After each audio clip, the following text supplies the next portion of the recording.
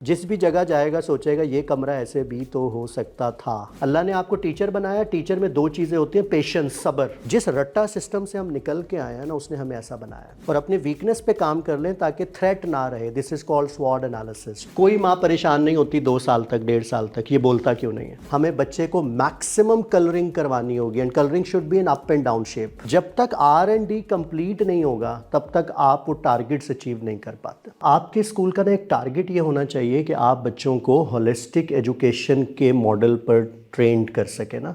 अब ये holistic education है क्या?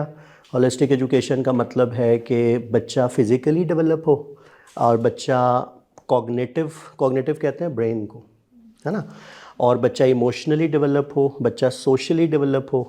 तो ये सब कुछ जब मिल जाए तो इसको कौन सा एजुकेशन मॉडल बोलते हैं? होल चाइल्ड एजुकेशन या holistic education. This is also called whole child education. आपको क्या लगता है इनमें से सबसे वीक एरिया हमारे बच्चों का कौन सा है आजकल 2024?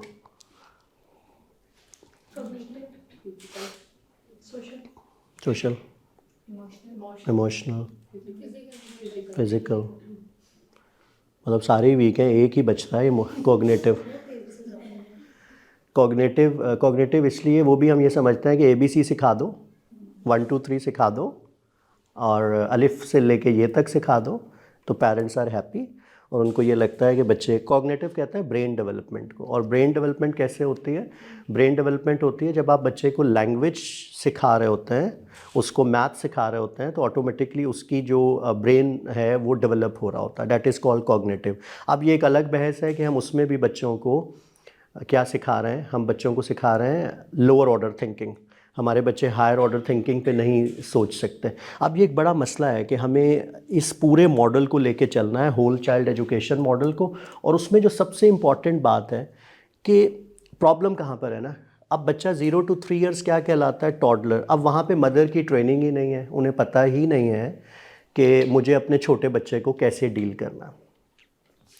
जिन, भाऊ, परी, भूत, अंधेरा, मतलब पहले 3 साल तो हमारी माएँ जो है ना, वो इस कमरे में भूत है, वहाँ भाऊ है, यहाँ अंधेरा है, तो वो पहले ही 3 साल जो है वो बच्चा इस दुनिया पे ट्रस्ट करता ही नहीं है। वो अपने आप को एलियन समझता है, ठीक है, और वो ये समझता है कि ये पता नहीं ये दुनिया कैसी है कि मुझे इन पे ट्रस्ट करना भी चाहिए या नहीं। और आपने उसको इस तरह के, अच्छा आप यकीन करें, पढ़ी लिखी माँ ज़्यादा ख़तरनाक है।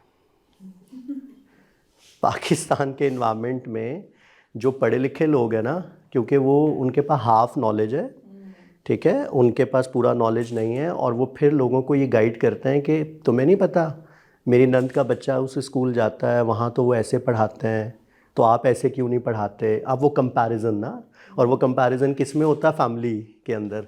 और उसमें हमारे माँ बाप भी कंपैरिजन करते हैं, तुम्हारी खाला की बेटी इस तरह पढ़ती है, तुम्हारी फुप्पो का बेटा। ये हमारे कुछ ना कल्चरल इश्यूज़ हैं।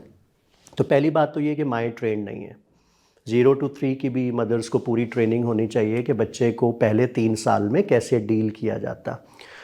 उसके बाद एक ख़तरनाक मरहला आता है, डैट इज़ 3 to 6 ईयर, जिसको प्री स्कूल कहते हैं, ठीक है। ये इतना सोच समझ के करने वाला फ़ैसला है कि आपको ये देखना पड़ेगा कि हम अपने बच्चों को कैसे स्कूल में भेज रहे हैं, ठीक है। वैसे मुझे तो बहुत एतराज़ है स्कूलिंग, क्योंकि हम स्कूलों से बहुत लिंक है ना, तो हम ये देख रहे होते हैं कि टीचर उस लेवल पे ट्रेंड नहीं है, और जो आपका निसाब है, जो करिकुलम है, वो आउटडेटेड है। यानी कि वो आने वाले वक्त में बच्चे के वो चीज़ें काम ही नहीं आनी। और वो एक प्रैक्टिस है बस कि सुबह बच्चे ने स्कूल आना है, और वो एंजाइटी और डिप्रेशन रोता धोता वो बच्चा स्कूल आता है, और टीचर प्ले बेस्ड पैडागॉजीज़, यानी कि खेल खेल में सिखाना, उसके बहुत सी चीज़ें, फिर ज़ाहिर है उस तरह का इन्वायरमेंट भी नहीं है स्कूल्स में, और उस तरह का इंफ्रास्ट्रक्चर भी नहीं है। तो एक तो ये बात कि 3 से 6 साल बड़ा इंपॉर्टेंट है। उसमें बच्चे का सारा इन्फ्लुएंस कौन होता है? टीचर होता है, मतलब टीचर कैसा है उसके पास। देन प्राइमरी शुरू हो जाता है 7 से 12 साल, और फिर बच्चे के ऊपर कौन सा इन्फ्लुएंस आना शुरू हो जाता है? फ्रेंड्स एंड सोसाइटी का। अब आप ये बताएं कि 12 के बाद कौन सी एज है? 13, और उसको कौन सी एज कहा जाता है? Teen age. अब वहाँ से फिर बच्चा आउटपुट देना शुरू कर देता, फिर वहाँ पे माँओं की शिकायतें शुरू हो जाती, ये ऐसा क्यों नहीं है, ये ऐसा क्यों नहीं। वो ऐसा इसलिए नहीं है कि आपने 12 साल उस पर कोई मेहनत नहीं की, ठीक है। 12 साल के बाद ब्रेन डेवलपमेंट बहुत कम चांस होता है। ब्रेन तो ज़ाहिर है पूरी ज़िंदगी आपके साथ है, लेकिन जो उसकी डेवलपमेंट एज है ना, वो 6 साल में 80% कंप्लीट हो चुका। पहले 6 साल में बच्चे का 80% ब्रेन कंप्लीट हो जाता, और उसके बाद जब तक ज़िंदा रहना है सिर्फ कितने परसेंट? 20%। ठीक है। और यहाँ पर प्रॉब्लम ये है कि माँ बाप कहते हैं कि अलिफ बे तो पढ़ाना है तो किसी भी स्कूल में डाल दो, जब ये बड़ा होगा ना तो फिर उसको अच्छे कॉलेज में दाखिल करवाएंगे। ये हमारा सोचने का तरीका है ना, टीचर्स का भी, सोसाइटी का भी। टीचर्स चाहते भी हैं चेंज, लेकिन सम टाइम ये होता है कि सारे फैसले किसके हाथ में होते हैं? एडमिनिस्ट्रेशन के। अब एडमिनिस्ट्रेशन को कॉन्सेप्ट क्लियर होना चाहिए कि अब हमें करना क्या है। लेट्स से अगर मैं आज आपसे कहूँ ना कि अगर आपका स्कूल, ये थोड़ा सा बहादुर होकर सुनिएगा, ठीक है, कि अगर आपके स्कूल में आज भी प्ले ग्रुप ए से शुरू हो रहा है ना, तो आप रिवायती स्कूल हैं, you are pure traditional conventional school. Because जब आप बच्चे को अंग्रेज़ी सिखा रहे हो, तो जब बच्चा आपके स्कूल में आता है तो आप ABCD के सीक्वेंस को फॉलो कर रहा है, यानी कि पहले ए होगा और उसके बाद क्या होगा? बी। हालांकि ए लिखना बच्चे के लिए सबसे ज़्यादा मुश्किल है। ए क्यों मुश्किल है कि जब, अच्छा छोटे लेटर पे बात करें ना, स्मॉल पे, आपने ऐसे किया, फिर आप ऊपर गए और ऊपर जाके वापस भी नीचे आना, this is called overlapping. Overlapping बच्चा कर ही नहीं सकता स्टार्ट में। आपने देखा होगा, आपने सुना होगा कि कुछ स्कूल्स ऐसे हैं जो सीक्वेंस फॉलो नहीं करते, और वो बड़ा अजीब लगता। ये कैसा स्कूल है, ABC भी सीधी नहीं है, ऐसा होता है ना, ABC ठीक नहीं है इनकी। असल में वही ABC ठीक है, क्योंकि ट्रेडिशनल स्कूल और मॉडर्न स्कूल में फ़र्क पता है क्या आपको? जो स्कूल ABC सीक्वेंस में पढ़ा रहा है वो रिवायती स्कूल है, चाहे वो जितने मर्जी नारे लगाता रहे, चाहे वो जितना मर्जी बड़ा स्कूल है उसके साथ बड़ा नाम लगा हुआ है, वो कन्वेंशनल ही है। कन्वेंशनल स्कूल की पहली जो निशानी होती है वो ये होती है कि वो कभी भी लेटर्स को अनसीक्वेंस टीच नहीं करता। हालांकि सबसे पहला लेटर कौन सा टीच होना चाहिए? सी। ख, सी के बाद होना चाहिए ओ के बाद होना चाहिए आई के बाद होना चाहिए ई के बाद होना चाहिए जेड कौन से नंबर पर आ रहा है? 5वें पर, जबकि सीक्वेंस में वो कहाँ पर है? 26। अच्छा, जेड कितना आसान है बच्चे के लिए लिखना। ऐसे लाइन की, स्लांट किया और फिर ऐसे लाइन कर दी, तो क्या बन गया? जेड। हम वो लेटर पढ़ा रहे हैं बच्चे के लिए जो सबसे ज़्यादा उसके लिए मुश्किल है, ओवरलैपिंग। पहले ए लिखो, अच्छा बी में भी ओवरलैपिंग है, पहले नीचे जाना है और उसी लाइन पे क्या करना है? वापस आ। आपको पता है ये क्यों है? क्योंकि तमाम के तमाम एजुकेशन के लोग जो हैं उनको ये लगता है कि लिखवाना बड़ा ज़रूरी है, कि जब तक बच्चा लिखेगा नहीं ना तो उसकी, अब लिखना रेलेवेंट ही नहीं है। शायद और अगले 5-7 साल में ये जो थोड़ा बहुत हाथ से लिखने का काम है ना, वो भी क्या हो जाएगा? आपने कब लिखा आखिरी ख़त हाथ से? याद है? नहीं ना लिखा। लेकिन था एक टाइम के लोग लेटर लिखते थे, लेकिन वो किससे रिप्लेस हो गया? टेक्स्ट। ठीक है, अब आप टेक्स्ट लिखते हो। तो हमारे साथ प्रॉब्लम यह है कि प्री स्कूल के अंदर लोग ये समझते हैं कि जब तक बच्चा अलिफ बे लिखेगा नहीं ना और 1 2 3 लिखेगा नहीं, तब तक उसकी एजुकेशन ही स्टार्ट नहीं होगी। मैं आपको 3 निशानियां बताता हूँ कन्वेंशनल स्कूल की। आइंदा जब आप कभी भी बच्चे को स्कूल एडमिशन करने जाओ, या एटलीस्ट जब आप खुद टीचर हो, तो आपको ये पता होना चाहिए कि स्कूल होता कैसा है। पहला, रिवायती स्कूल की पहली निशानी, वो ABC को सीक्वेंस में पढ़ाएगा। पहली तो मैंने आपको बता दी है। दूसरी निशानी, वो बच्चे को प्री स्कूल में कलरफुल किताब देगा, ब्लैंक नहीं देगा। जिस स्कूल में प्ले ग्रुप नर्सरी में रंग बिरंगी किताबें हैं ना, ऑलरेडी मैंगो पहले ही येलो है, गाजर पहले ही क्या है? रेड है। अब आपने एक और स्कूल है जो वर्कशीट देता है और वो कैरेट है, गाजर, और बच्चा उसमें कौन सा रंग नहीं भरता? रेड। वो कौन सा रंग भरता है? नीला। और पास से एक पढ़ी लिखी टीचर गुजरती है और वो कहती है, बेटा आपको नहीं पता गाजर लाल होती है? तो वो बड़ी मासूम सी नज़रों से आपको देखता है, अपना चॉइस का कलर छोड़ के, और जो आपने उसे कहा, आपकी ईगो सेटिस्फाइड हो जाएगी, देखो हमने इसको करेक्ट कर दिया। ठीक है। अब उसने क्या किया? उसने ब्लू कलर छोड़ दिया, क्योंकि वो आपसे झगड़ तो सकता नहीं कि नहीं मुझे तो, मैं चाहता हूँ गाजर नीली हो आप कहते हैं गाजर लाल है। अच्छा, जिस बच्चे को इस तरह करने से रोक दिया गया है ना, वो सारी ज़िंदगी आउट ऑफ द बॉक्स सोच ही नहीं सकता। ये मसला गाजर के लाल या नीले होने का नहीं है। मसला ये है कि जिस बच्चे को आपने करने दिया ना उसकी मर्ज़ी का काम। पहले 7 साल तो नमाज की सख्ती भी नहीं है, तो कोई रीज़न है ना उसके पीछे कि 7 साल तक बच्चे को लॉजिक समझ नहीं आती कि मैंगो येलो ही होगा और कैरेट रेड ही होगी। बच्चा जो आपको करते देखेगा वो सिंबॉलिकली उसको क्या करेगा, कॉपी। ठीक है। रिवायती स्कूल की दूसरी निशानी ये होती है कि उसके प्ले ग्रुप, नर्सरी, प्रेप के जो कायदे या किताबें होंगी ना, उनमें क्या होंगे, कलर्स। अब आप अगर अभी इस क्राइटेरिया पे अपने स्कूल को जज करोगे देन यू विल शॉक्ड कि ये तो हम शायद 1970 का काम कर रहे हैं। और ये इसमें डर सिर्फ एक ही है, पेरेंट्स अवेयरनेस नहीं है। अगर आप ऐसे करोगे तो पेरेंट्स आपसे क्या पूछेंगे, सवाल पूछेंगे।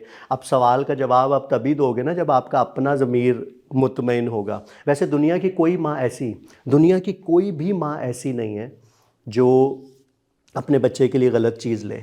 सिर्फ उसको क्या करने की ज़रूरत है। आज मैं आपको कुछ बताऊंगा ना, इसके बाद ये मुझे यकीन है आज इस कमरे को छोड़ने के बाद आपके एजुकेशन को लेके ना सोचने का नज़रिया बदल जाएगा। देखो इस रूम में पता नहीं कितनी ट्रेनिंग्स हुई होंगी, ठीक है, और हम क्या करते हैं कि हम बड़े लोगों को बुलाते हैं और उनको मोटिवेट करने की कोशिश कर रहे हैं, ठीक है, हालांकि उसके चांसेस बहुत ज़्यादा कम होते हैं। ठीक है, आप बच्चा मोटिवेटेड था, बहुत मोटिवेटेड था, क्यूरियस था बच्चा, कभी टीवी के पीछे जा रहा है, कभी पर्दा उठा के देख रहा है। उसको खिलौना इसलिए पसंद नहीं है कि खिलौना खूबसूरत है, उसको प्रोडक्ट में दिलचस्पी नहीं है, प्रोसेस में है, ये चलता कैसे है, वो उसको खोल के देखना चाहता। अच्छा, उसको ना कर करके ना ये ना करो, ये ना करो, ये ना करो, ये ना करो, उसकी मोटिवेशन क्या कर दी, ख़त्म। उसके बाद जब ख़त्म हो गई फिर दोबारा मोटिवेशन सेशंस होंगे कि अब इंजेक्शन होगा हमारे पास, वो बड़ा हो गया, मोटिवेशन खुद ख़त्म की है उसकी बचपन से ही, उसको सोचने ही नहीं दिया। अब हम ये सोच रहे हैं कि दोबारा उसको क्या कर देंगे, मोटिवेट। तो ऐसा नहीं होगा। वो जो उसका बिलीफ सिस्टम था ना, वो आपने पहले 12 साल में बना दिया है। ठीक है, असल काम ही यहाँ पे करने की ज़रूरत है। जिस मुल्क ने फाउंडेशन पे ही काम नहीं किया, जिसकी बुनियाद ही कमज़ोर है, उसके ऊपर आप बिल्डिंग खड़ी नहीं कर सकते। तो यही वजह है कि पिछले हमने अपने आप को डेडिकेट कर दिया कि हम स्कूल्स के अंदर सेशंस करेंगे, माओं की ट्रेनिंग करेंगे और टीचर्स की। अब वो जो जनरेशन आगे जाएगी ना, फिर उनको इन चीज़ों को करवाने की ज़रूरत नहीं है, वो बड़े क्लियर होंगे क्योंकि उनको पहले 12 साल यही सिखाया गया। तो मेरी आपसे भी ये गुजारिश है, बच्चा कलर कर रहा हो ना, अपनी मर्ज़ी का रंग भर रहा हो, कभी ना रोकें, वरना आप उसमें गिल्ट पैदा कर दें। जब वो मैंगो को रियल में येलो देख लेगा, उसको किसी को भी बताने की ज़रूरत नहीं है मैंगो पीला होता। ठीक है, वो उसने सीख लिया है। हम सवाल करने ही नहीं देते बचपन से। और तीसरी निशानी, कभी भी एक अच्छा स्कूल कभी भी लैंग्वेज टीच करते हुए कैपिटल शेप पहले नहीं पढ़ाएगा। सवाल ही पैदा नहीं होता। You have to teach them first small letters. अब मुझे नहीं पता कि आप वहाँ कहाँ खड़े हो ना ऐसे। अभी मैं तो नहीं जानता कि आपके स्कूल में क्या सिस्टम है, लेकिन आई एम वेरी बोल्ड। मैं कासिम भाई से भी ये बात करूँगा कि अगर देखें, सबसे पहले तो हम यही बात है ना कि हमारे अपने अंडर जो स्कूल है एटलीस्ट वहाँ पर मॉडर्न ट्रेंड्स हों, ताकि हम बचपन से ही एक अच्छे अंदाज में काम शुरू करें। अब एक बच्चा जिसको प्ले ग्रुप में ये बे सिखाया गया है, ठीक है, और सामने बकरी बनी है, वो बेचारा ढूंढता रहता है ये वाला बे कहाँ है। ना तो बस्ता में है, ना बिल्ली में है, ना बंदूक में है, ना बाल्टी में है, ना बंदर में है, लेकिन ये पढ़ाना ज़रूर है हमें, क्योंकि ये पहले भी पढ़ाते थे लोग। इसको कहाँ से हम ठीक करेंगे। ठीक है। अच्छा, अजीब मतलब हिपोक्रेसी, मुनाफिकत का ना नेक्स्ट लेवल है कि जब आपको याद है जब मैंने और आपने अंग्रेज़ी पढ़ी थी तो हमने कैपिटल शेप्स पढ़े थे या स्मॉल? कैपिटल ना, ए पहले बड़ा पढ़ा फिर बी। आज आप क्या पढ़ा रहे हो? पहले स्मॉल। अंग्रेज़ों की मान ली आपने बात, ठीक है, उन्होंने अपनी लैंग्वेज पे रिसर्च की और उन्हें लगा कि 90% अंग्रेज़ी बड़े शक्लों से नहीं बल्कि किससे बनती है, छोटी। अब जब तक कोई अंग्रेज़ आके नहीं समझाएगा ना इस कौम को कि उर्दू भी 90% किससे बनती है, उधर फंसे हुए हैं। क्योंकि अभी तक किसी अंग्रेज़ ने ये नहीं कहा कि उर्दू भी 90% छोटी शक्लों से बनती है। जबकि उर्दू और इंग्लिश का फ़र्क देख लें, इंग्लिश का पहला लेटर कैपिटल होगा, उर्दू का पहला नहीं, आखिरी लेटर कैपिटल होगा। ये ज़्यादा रेलेवेंट है कि अंग्रेज़ी फिर पढ़ा दो बड़ी शक्लों से, लेकिन आप उर्दू को कभी भी बड़ी शक्ल से नहीं पढ़ा सकते। ये तीन ही चीज़ों को सिर्फ हम सोचना शुरू कर देना तो हमारा एजुकेशन का पूरा सोचने का नज़रिया चेंज हो सकता है।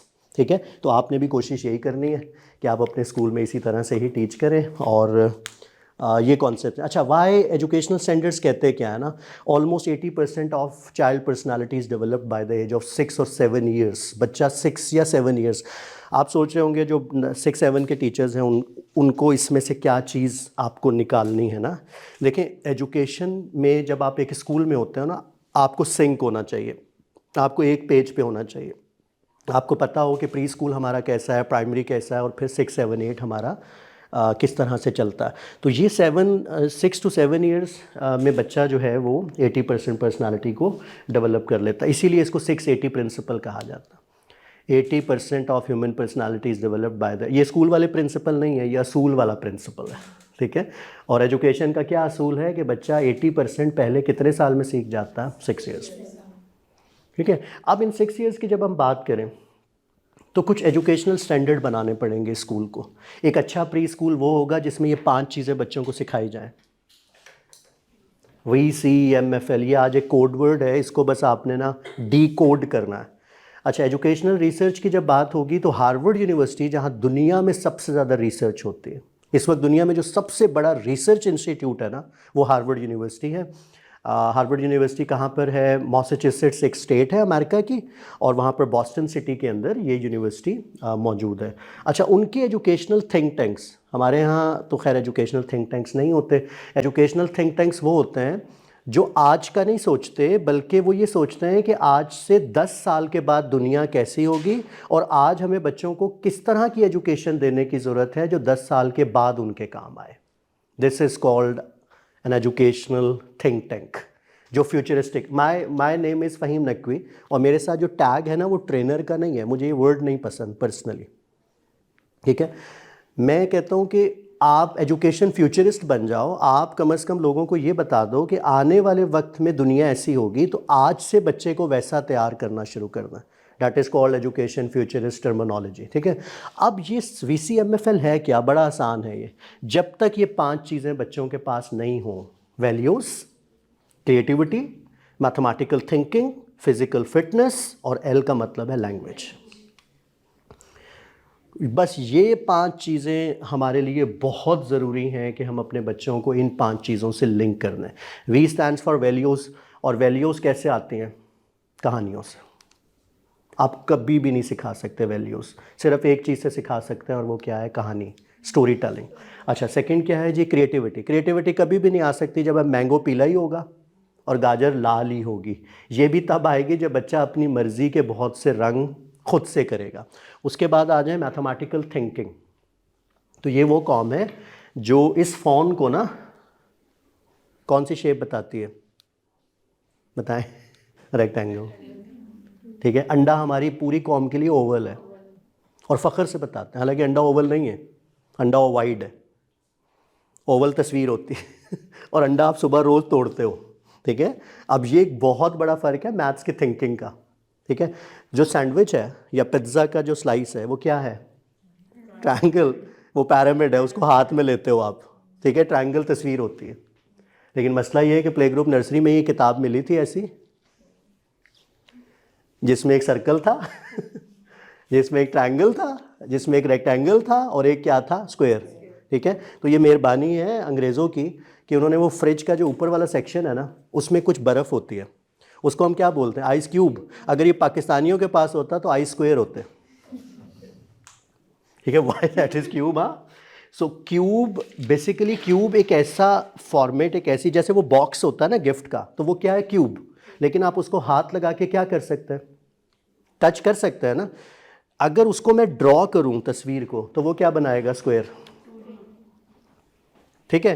अंडा ओवल नहीं है, अंडा वाइड है, क्योंकि वो 3D है। उसकी अगर तस्वीर बनाए तो क्या बनेगा, ओवल, ठीक है। पिरामिड की तस्वीर क्या बनेगी, क्यूब की तस्वीर क्या बनेगी, स्क्वायर। और ये क्या है, it's not a rectangle, it's a cuboid, ठीक है। इसको अगर ड्रॉ करें तो क्या बनेगा।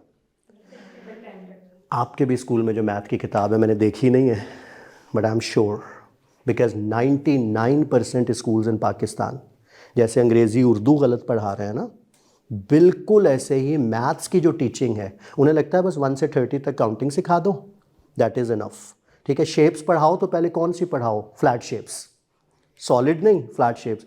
मुझे नहीं पता आज से पहले आपने कितने सेशंस लिए हुए हैं, आपने कितनी ट्रेनिंग्स ली हुई हैं। टू द पॉइंट बात करें, कम से कम बात हो, लेक्चर्स का दौर ही नहीं है आजकल, ठीक है। रील्स ने ना हमारा कॉन्सेप्ट चेंज कर दिया है चीज़ों को सीखने का, ठीक है। शॉर्ट और सिर्फ डिस्कशंस, इंक्वायरी, अच्छा ऐसा होता है तो इसको कैसे ठीक कर सकते हैं, बस यही हमारी डिस्कशंस होनी चाहिए।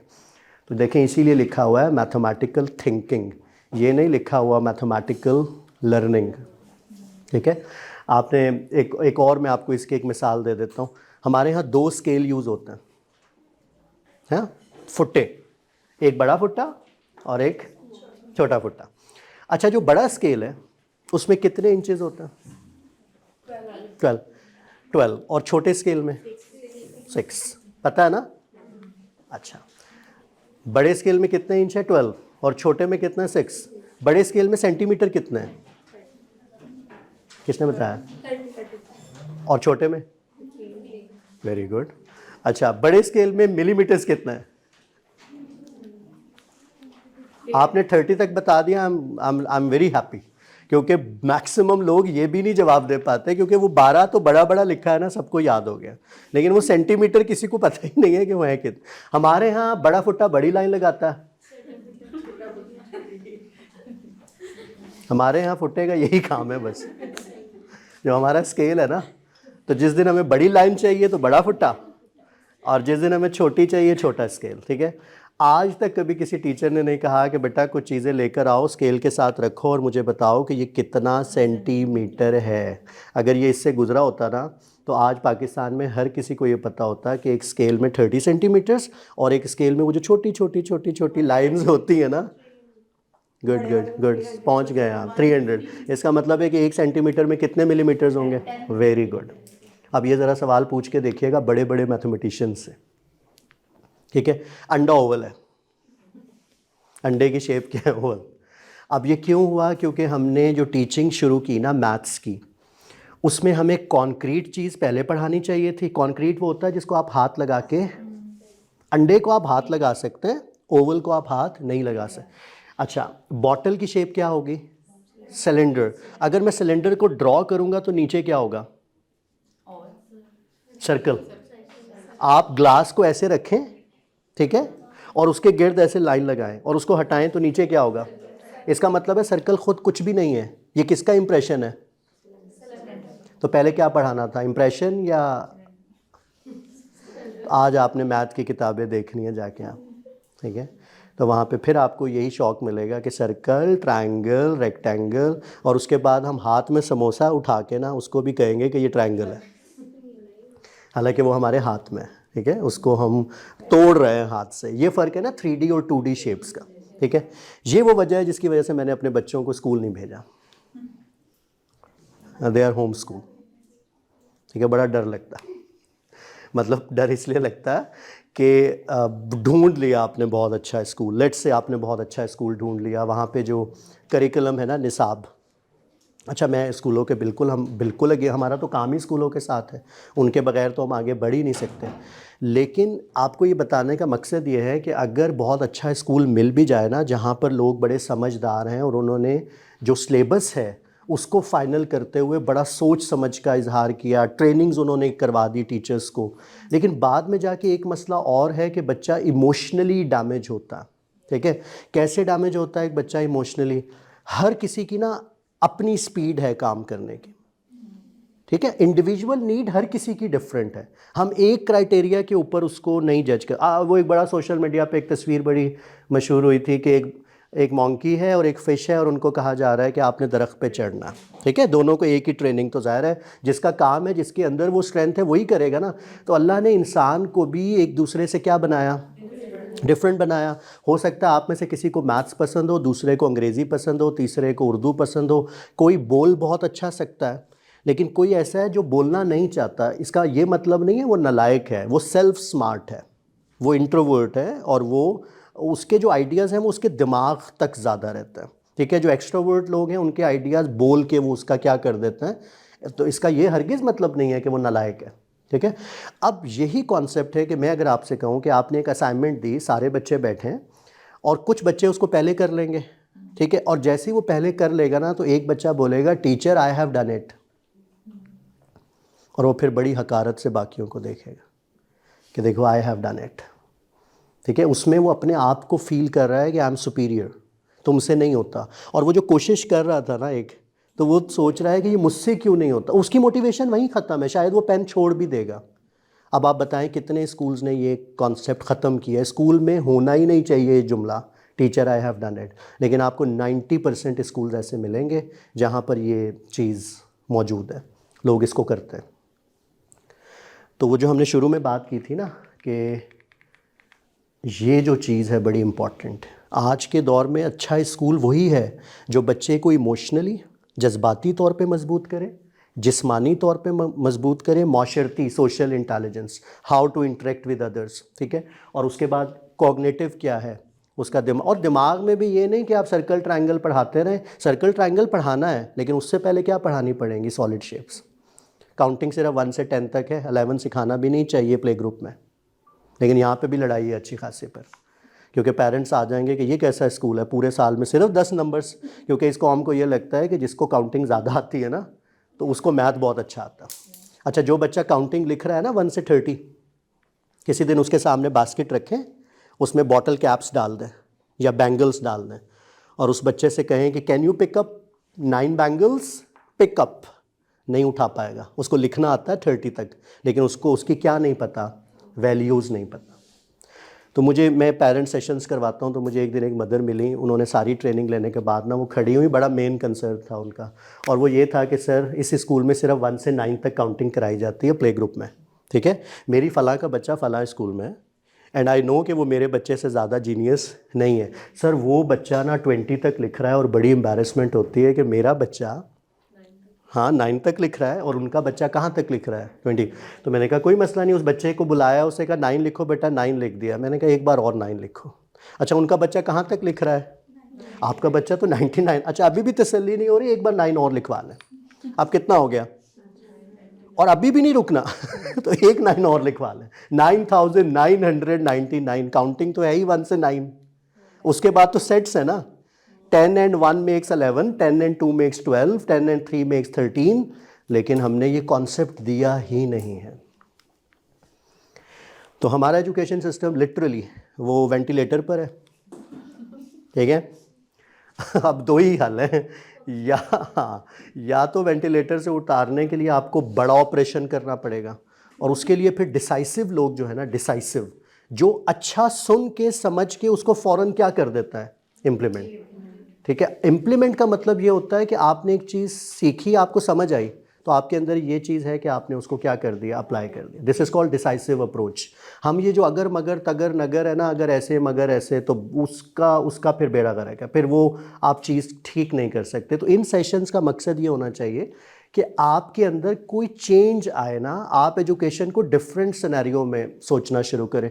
तो ये वो सारी चीज़ें, अब लेट्स से मैं अक्सर ये सोचता था, स्कूल में हमारे उर्दू की टीचर लिखती थी मुश्किल अल्फाज के मानी, तो मैं सोचता था टीचर को पता तो है मुश्किल है, फिर क्यों करवा रही हैं। आपने मोटिवेशन ही ख़त्म कर दी कि तुम्हें लग पता जाएगा ये बड़े मुश्किल है। नहीं हुआ आपके साथ ऐसा, अब कॉपी पे लिखा जा रहा है मुश्किल अल्फाज, वाई नॉट नए अल्फाज, कि बेटा ये आपके लिए मुश्किल नहीं है, बल्कि आपके लिए क्या है, नए। ये वर्ड मीनिंग क्या होता है, वाई नॉट न्यू वर्ड्स। तो ये बहुत ज़्यादा ज़रूरत है इस चीज़ की कि आप अपने बच्चों को और अपने आप को इस लेवल पर लेकर आओ कि वो बच्चे जब 12 साल के बाद बड़े हों ना, 13वें साल में जाएं, तो उनके पास वैल्यूज़ भी हों और उनके पास क्रिएटिविटी भी हो, और वो तब मुमकिन होगा। तभी इसको आसान करने के लिए दुनिया के थिंक टैंक्स ने बड़ा सिंपल फार्मूला बना दिया कि आने वाले वक्त में सिर्फ वो बच्चे कामयाब होंगे जिनके पास ये 5 चीज़ें होंगी। और वी क्या है, वैल्यूज़। हर चीज़ किससे सिखाएं, कहानियों से, स्टोरीज। क्रिएटिविटी कैसे आएगी, उसको उसकी मर्ज़ी के रंग भरने दें, उसके ऊपर ये ना शर्त लगाएं कि तुम्हें यही रंग भरना है और तुम यही कर सकते हो, ऐसा नहीं है। मैथमेटिकल थिंकिंग कैसे आएगी, रियल मटेरियल से मैथ पढ़ाएं। मैथ कॉपी में नहीं होता, मैथ बोर्ड पर नहीं होता। लेट्स से अगर मुझे 1 पढ़ाना है ना, तो मैं 1 लिखा पहले नहीं दिखाऊंगा, 1 की पहले क्या आएगी, वैल्यू। ये 1 की क्या है, ये 1 का सिंबल है, ठीक है। और 1 की वैल्यू क्या होगी, ये कितने मार्कर है 1, ठीक है। 1 मार्कर 1 पेंसिल, जब ज़्यादा सा 1 हो जाए देन आप कहोगे कि कैन आई शो यू 1, आपने 1 से मिलना है, then you have to show the sandpaper या वो 1 लिखा हुआ। यहाँ उलट हो रहा है, पहले 1 2 3 बच्चे को लिखना सिखाई जा रही है और वैल्यूज़ तो है ही नहीं, ठीक है। तो ये मैथमेटिकल थिंकिंग है। फिर फिजिकल फिटनेस है, ये बहुत आसानी से हो सकती है। इंग्लिश में कितने अल्फ़ाबेट हैं 26, तो हर अल्फ़ाबेट के साथ एक योगा की एक्सरसाइज बना दें जिसमें बच्चे का बैकबोन स्ट्रेच, हमने बनाई हुई है, ठीक है। हर लेटर की मूवमेंट ऐसे होगी कि बच्चा अपनी बैकबोन को स्ट्रेच करेगा, उसको ये लगेगा कि वो ख लिख रहा है, लेकिन असल में वो योगा की क्या कर रहा होगा, एक्सरसाइज, ठीक है। और लैंग्वेज, अब लैंग्वेजेस में बहुत सी हैं, मैथ भी लैंग्वेज है, इंग्लिश भी लैंग्वेज है, उर्दू भी लैंग्वेज है, ठीक है। दुनिया की ज़बान कौन सी है, अंग्रेज़ी। Language of the world is English, language of the country Urdu, और लैंग्वेज ऑफ द यूनिवर्स, कायनात की ज़बान, मैथ्स।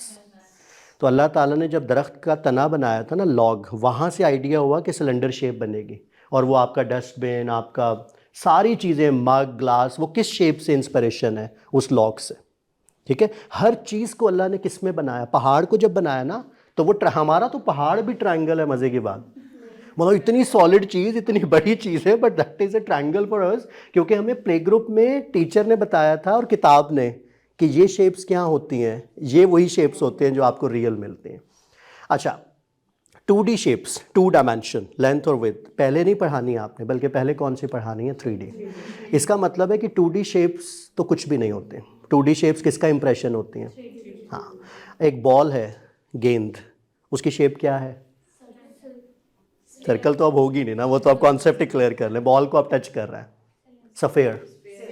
जिस गोल चीज़ का एज ना हो, कोना ना हो, तो वो क्या होती है, सफ़ेयर। लेमन है, ऑरेंज है, बहुत सी ऐसी शेप्स हैं। लेकिन इसको भी अगर आप पेंसिल स्ट्रेट रख के ड्रॉ करोगे ना, बॉल रख के और ऐसे ड्रॉ करोगे, तो नीचे क्या बनेगा, इसका मतलब है सर्कल 2 शेप से बनता है, सिलेंडर और सफ़ेयर से, ठीक है। क्यूब किससे, क्यूब से क्या बनेगा, क्यूब से स्क्वायर।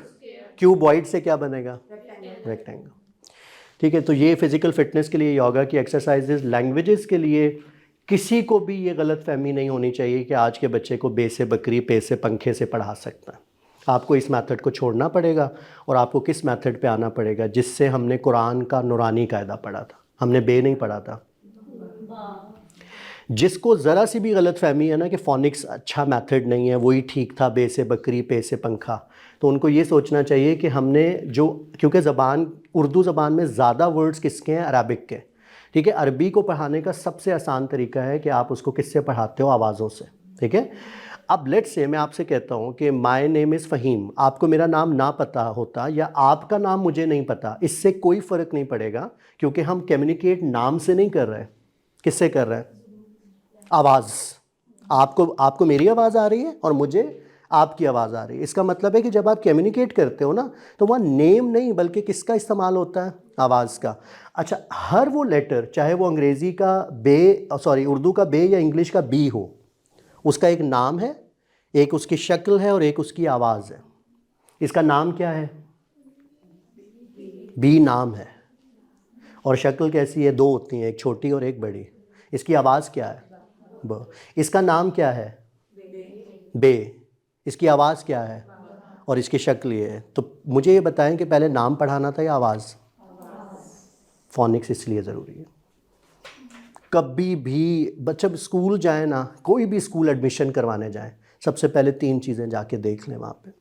प्री स्कूल के टीचर्स ट्रेंड हैं और प्राइमरी के 12 साल से पहले, ठीक है। दूसरी चीज़ ये देख लें कि कैपिटल शेप्स पढ़ाई जा रही हैं या स्मॉल। आपने ऐसे स्कूल को सिलेक्ट करना है जहाँ पे पहले पूरा बे नहीं बल्कि उसकी कौन सी शक्ल पढ़ाई जाए, आधी। मैथ की किताब खोलें तो उसमें फ्लैट शेप्स पहले नहीं बल्कि क्या होनी चाहिए, सॉलिड शेप्स पहले, ठीक है। कलर नहीं होने चाहिए पहले से। हमारे पाकिस्तान में, we are living in Punjab, और सेंट्रल पंजाब है ना, लाहौर, ठीक है, दिल है पंजाब का। सो वी मस्ट प्राउड कि हमारी जो माओ की ज़बान है वो क्या है, पंजाबी। लेकिन स्कूल का काम क्या है, बच्चे को लैंग्वेज ऑफ द वर्ल्ड पढ़ाना और लैंग्वेज ऑफ द कंट्री, ठीक है। उसके लिए आसान तरीका यह है कि आप ब बकरी, प पंखा, फोनिक्स नहीं आती ना आपको, कोई मसला नहीं है, इतना आसान है फोनिक्स सीखना। मैंने आपको कहा कि हर हर्फ का एक क्या होता है, नाम, और एक उसकी क्या होती है, आवाज़। मैंने और आपने किससे पढ़ा हुआ है, नामों से या आवाज़ों से? नामों से। अब हम क्या पढ़ाना चाहते हैं, आवाज़ से। अब मुझे बताएं कि इस लेटर का नाम क्या है, सीन। अब इसकी क्या जाननी है, साउंड। कोई ऐसा लफ्ज़ लिख लें जिसके आखिर में सीन आता हो। अब बताएं सीन की आवाज़ क्या है, स नहीं, हम ऐसे नहीं बोलते पासा, इट्स पास। एस में भी एस की स्नेक साउंड है ना, स नहीं है, ठीक है। अब आपको लाम की आवाज़ चाहिए। अब बताएं लाम की आवाज़ क्या होगी, ल। जो लोग ल कहते हैं वो बिल्कुल, हमने हर साउंड के साथ अलीफ लगाया हुआ, ला मा ना, ठीक है, ऐसा नहीं है। आप एक ऐसा लफ्ज़ सोचो जिसके आखिर में वो हर्फ आता हो, आपको उसकी आवाज़ मिल जाएगी। बाल, लीमू, लालटेन, और एल की भी साउंड यही है, अच्छा, अब आपको मीम की आवाज़ चाहिए। कोई ऐसा लफ्ज़ सोचें जिसके आखिर में मीम आता हो। अब बताएं मीम की आवाज़, म नहीं है, मछली, मुर्गी। अब आपको नून की आवाज़ चाहिए। कोई ऐसा लफ्ज़ सोच लें जिसके आखिर में नून आता हो। इतना आसान है फोनिक्स, पता नहीं हमने इसको क्यों मुश्किल बनाया हुआ है। मसला ये है कि ऐसे पढ़ा नहीं ना था तो मुश्किल लगता है, हालांकि अगर आप सीख लें तो ये सबसे आसान तरीका है, ठीक है। तो लैंग्वेज कभी भी कैसे नहीं पढ़ानी, नामों से नहीं पढ़ानी, बल्कि किससे पढ़ानी। अच्छा, अगर आपसे कभी कोई सवाल करे ना कि व्हाट इज़ फोनिक्स, फोनिक्स है क्या, सिंपल आंसर किया करें कि फोनिक्स एक ऐसा तरीका है जिसमें हर्फ को नामों के बजाय उनकी, हमारे यहाँ लोग कहते हैं व्हाट इज़ फोनिक्स, तो फोनिक्स क्या है जी, फोनिक्स है आवाज़ों से पढ़ाना। तो ऐसा बिल्कुल नहीं है, फोनिक्स आवाज़ों से कैसे समझ आएगा, आवाज़ों से पढ़ाना है। कॉन्सेप्ट देना कि हर, जैसे देखो एक और आसानी आपको देता हूँ, हर इंसान के 3 डायमेंशंस होते हैं उसको पहचानने के, एक उसका नाम, एक उसकी शक्ल, और एक उसकी आवाज़, ठीक है। मेरा नाम आपको नहीं पता, आप मेरी आवाज़ सुन रहे हो, शक्ल देख ली, ठीक है, मैं बाहर चला जाता हूँ, दरवाज़ा बंद है, अभी नाम भी नहीं पता और शक्ल भी सामने नहीं है, मैं बोलता हूँ अगर, तो आपको किससे मेरी पहचान होगी। इसका मतलब है सबसे ज़रूरी चीज़ क्या होती है, इसलिए कभी भी लेटर का पहले नाम नहीं बल्कि पहले क्या पढ़ानी चाहिए। 3 साल का बच्चा जब आपके पास आता है ना पंजाबी घर से, तो वो पंजाबी कुछ ना कुछ सुन और बोल रहा होता है। क्या 10 साल अंग्रेज़ी पढ़ाने के बाद, मैट्रिक करने के बाद, हम इतनी अंग्रेज़ी बोल और सुन पाते हैं जितनी वो 3 साल में पंजाबी सुन और बोल रहा था? बताएं। नो। ग्रेजुएशन कर लिया हमने 14 साल, 3 साल प्री स्कूल के, 17 साल के बाद हम इतनी अंग्रेज़ी बोल पाते हैं जितना 3 साल की उम्र में वो पंजाबी सुन और बोल रहा था? नहीं। इसका मतलब है कहीं ना कहीं कोई प्रॉब्लम है, और वो प्रॉब्लम बड़ी सिंपल है। अल्लाह ताला ने कहा कि ज़बान सीखनी है ना अगर, तो उस ज़बान को सबसे पहले क्या करना पड़ेगा, सुनना पड़ेगा। बिफोर बर्थ बच्चा क्या शुरू कर देता है, लिसनिंग। अब वो जिस भी घर में पैदा होगा वो उस ज़बान को क्या कर रहा होगा, सुन रहा होगा। सुनने के बाद अगला मरहला कौन सा है? कोई माँ परेशान नहीं होती 2 साल तक, 1.5 साल तक, ये बोलता क्यों नहीं है, ठीक है। हाँ, 2.5 साल तक ना बोले फिर परेशान होना चाहिए, उसकी हेयरिंग में प्रॉब्लम, उसको फ़ौरन डॉक्टर के पास, हम लंबा कर देते हैं ना, बच्चों को स्पीच थेरेपी की ज़रूरत होती है सम टाइम, ठीक है। ओके, लिसनिंग के बाद क्या है, स्पीकिंग। इसके बाद क्या होना चाहिए था? Very good, reading. उसके बाद क्या होना चाहिए? राइटिंग। अल्लाह ने कहा कि ज़बान ऐसे सीखो, हमने कहा नहीं, हम तो एक चैम्पियन कौम है, हम हमने तो कुदरत के अगेंस्ट जाना है, ठीक है। अंग्रेज़ी उसके लिए नई ज़बान है या पुरानी? नई है ना। कहाँ से शुरू करनी थी, कहाँ से शुरू की? ABC लिखना आ जाए तुम्हें पहले 7 दिन में, ठीक है। तो ये है वो कुदरत से पंगा लेना, ये कुदरत से पंगा लेना ना। लाइक अल्लाह ने कहा कि ज़बान सीखनी है तो पहले क्या करना पड़ेगा, सुनना। सुनने के बाद क्या होगा, बोलना। जब तक पढ़ोगे नहीं तब तक लिख, हमने कहा नहीं, हम पहले लिखेंगे, सही है ना। ये वो प्रॉब्लम है। ये वो मिसाल है कि एक दरख्त को ना उखाड़ा, उसकी जड़ें ऊपर कर दी और पत्ते फल ज़मीन में, और रोज़ पानी देता है, और फिर इस ख्याल में बैठे हैं कि शायद इसमें से क्या निकलेंगे, फल नहीं निकलता उसमें, ठीक है। वो आपकी प्रैक्टिस ही है। इस वजह से भी फोनिक्स से पढ़ाना ज़रूरी है कि जैसे ही आप ब प पढ़ाते हो ना, आपका ये एरो खुद ही ठीक हो जाता, ठीक है। और एक और बात, कुरान में बड़ा वाज़े मैसेज था, इकरा, और इकरा का मतलब क्या था? हमने कहा नहीं, लिख, भाई ये हमारा पूरा मतलब जो मेन मैंने आपको कहा था ना कि we need a major operation for this system, वो ये है कि हमें फ़ौरन से फोनिक्स पे आना पड़ेगा। हमें कैपिटल की जगह पहले क्या पढ़ानी पड़ेंगी, स्मॉल शेप्स। हमें बच्चे को मैक्सिमम कलरिंग करवानी होगी, and colouring should be in up and down shape. ऐसे तैयारी करानी है बच्चों को, ऐसे नहीं। जो बच्चा ऐसे कलरिंग करे उसको ये प्रैक्टिस दें, क्योंकि इस कलरिंग में शोल्डर हिलता है ना, और इसमें शोल्डर नहीं हिलता। सारी ज़िंदगी उर्दू ऐसे नहीं ऐसे ऐसे लिखनी है ना, इंग्लिश भी ऐसे लिखनी है। तो शुरू से ही बच्चों को जो आप प्रैक्टिस करवाओ ना कलरिंग की, वो कैसे होनी चाहिए, अप एंड डाउन शेप। इसलिए मैंने आपसे कहा था कि प्री स्कूल का सारा निसाब क्या होना चाहिए, बिल्कुल ब्लैंक, और उसमें बच्चा अपनी मर्ज़ी के रंग भर सके। एक और रीज़न दे देता हूँ आपको कि पहले पेज को कलर क्यों नहीं होना चाहिए। ख कैरेट, ख कैंडल। घर में क्या बोलता था कैरेट को, गाजर, और कैंडल को क्या बोलता था, मोमबत्ती। अब कैरेट उसके लिए नया वर्ड है ना। अगर ये ऑलरेडी कलर होगी ना वर्कशीट, और आगे भी कलर है, 50 सेकंड तक स्टे करेगा पेज पर, आगे अट्रैक्शन है, कलर पेजेस पलट देगा बच्चा। अगर उसको गाजर को कैरेट में शिफ्ट करना है तो 7 मिनट रुकना पड़ेगा उस पेज पे, और तब रुकेगा जब आगे सब कुछ ब्लैंक होगा, और उस पर बैठ के क्या करेगा। ये दूसरा मैंने रेलेवेंट चीज़ आपको बता दी। लोग थोड़ा सा इस बात पे नाराज़ भी होते हैं कि अब आपने ट्रेडिशनल स्कूल बोल दिया। बड़ी बोल्ड सी बात है। जो स्कूल आज के दौर में प्री स्कूल कलरफुल किताब पढ़ा रहा है वो कन्वेंशनल स्कूल है। वो ना लैंग्वेज डेवलप कर पाएगा और ना ही बच्चे को क्रिएटिविटी की तरफ ला पाएगा। क्लियर। ये सिंपल सा फॉर्मूला है VCMFL, ठीक है। 2040 में जब ये बच्चा जो प्री स्कूल में है, जब ये बड़ा होगा ना, तो दुनिया को कैसे लोगों की ज़रूरत होगी जिनके पास ये 5 चीज़ें हों। उनमें वैल्यूज़ भी होगी, उनमें क्रिएटिविटी भी होगी, मैथ्स में सोच सकते होंगे। मैथ्स में सोचना एक बड़ी डिफरेंट चीज़ है। कैसे डिफरेंट चीज़ है, लाइक मैं अगर आपसे कहूँ कि ये फ़ोन है और इसका जो शेप है वो कौन सा है, क्यूबॉइड। इसमें कितने रेक्टेंगल्स हैं, 1 2 3 4 5 6। एक क्यूबॉइड में कितने रेक्टेंगल, 6। लेकिन क्या ऐसा कोई क्यूबॉइड है जिसमें 6 रेक्टेंगल्स नहीं होते। रोज़ आप सुबह वो टूथपेस्ट का जो बॉक्स है ना, है वो भी क्यूबॉइड, लेकिन उसमें कितने रेक्टेंगल्स हैं, 4, और उसके साइड पे 2 क्या हैं, yes, this is called mathematical thinking. अगर ये डेवलप नहीं हुई तो बच्चा नहीं सोच पाएगा, ठीक है। तो जो मैंने आपसे कही थी ना बात, लेकिन अल्लाह ने ये मौका दिया कि मेरा ख़्याल है पाकिस्तान में मैं I am still a student. मैं अल्लाह से दुआ करता हूँ मैं हमेशा तालिब इल्म रहूँ। जो बंदा ये कहता है ना मुझे आता है, उससे बचें।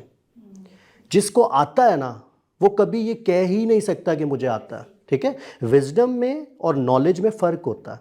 नॉलेज तो हम वो कौम है कि आपने एक वर्ड सुना होगा ओबेसिटी, मोटापा। आजकल कौम को हुआ है इन्फोबेसिटी, इन्फॉर्मेशन का मोटापा। हर चीज़ समझ लो, हर चीज़ ले लो, लेकिन उसको आगे उसको इम्प्लीमेंट ना करो। इसका बड़ा सख्त सवाल जवाब है कि आपको इल्म दिया है ना, तो इल्म तब होगा जब उसमें क्या शामिल हो जाएगा, अमल। इम्प्लीमेंटेशन है ही कोई नहीं। आता सब है हमें, लेकिन हम उसको क्या नहीं कर पा रहे, अप्लाई नहीं कर पा रहे। ये बड़ी ख़तरनाक बात, ठीक है। तो नॉलेज को किताब क्या देती है, नॉलेज। विजडम कौन देता, टीचर्स। किताब विजडम नहीं देती, किताब नॉलेज देती है, और उस नॉलेज को विजडम में कौन शिफ्ट करता है, टीचर्स। तो ट्रेनिंग करवाने वाले लोगों को भी ये क्लियर होना चाहिए। हाफ नॉलेज ना दें अपनी। अगर आपका बहुत सॉलिड रिसर्च है ना उस काम पे, आपने स्लाइडें नहीं बनाई हुई इंटरनेट से पकड़ के, आपने वाकई उसके ऊपर खुद कुछ लिखा है, ठीक है, वो कहलाता है R&D, रिसर्च एंड डेवलपमेंट। यहाँ पर हो ये रहा है कि रिसर्च करके प्रेजेंट कर देते हैं, या जो डेवलप कर रहे हैं उनके पास रिसर्च नहीं है। जब तक R&D कंप्लीट नहीं होगा तब तक आप वो टारगेट्स अचीव नहीं कर पाते, ठीक है। तो हमने बड़ी लंबी लड़ाई लड़ी है इस सिस्टम के साथ। हमें 18 साल हो गए लोगों को ये समझाते कि अलिफ मद जो है वो हर्फ नहीं है, अलिफ मदाम। अलिफ मदाम कायदा शुरू होता है ना, अलिफ मदाम, अलिफ मद, और उसके आगे क्या लिखा होता है, आम। अच्छा, अगर अलिफ मदाम तो फिर अलिफ ज़बर अनार, फिर अलिफ पेश ऊँट, फिर अलिफ ज़ेर स्त्री। अलिफ मद से इतनी क्यों मोहब्बत है कि वो लेटर है, फिर अलिफ के ऊपर ज़बर लगा के भी कहो कि वो लेटर है। उर्दू का तो रूल है, उर्दू में अलिफ जब किसी लफ्ज़ के शुरू में आएगा तो वो अकेला नहीं होगा, उसके ऊपर या नीचे क्या होगी, अलामत। इससे ये साबित हुआ कि अलिफ हर्फ है, लेकिन अलिफ मद अलग से कोई हर्फ नहीं है। हमारे कायदे होते हैं अलिफ मद आम और उसके बाद क्या होता है, अलिफ अनार।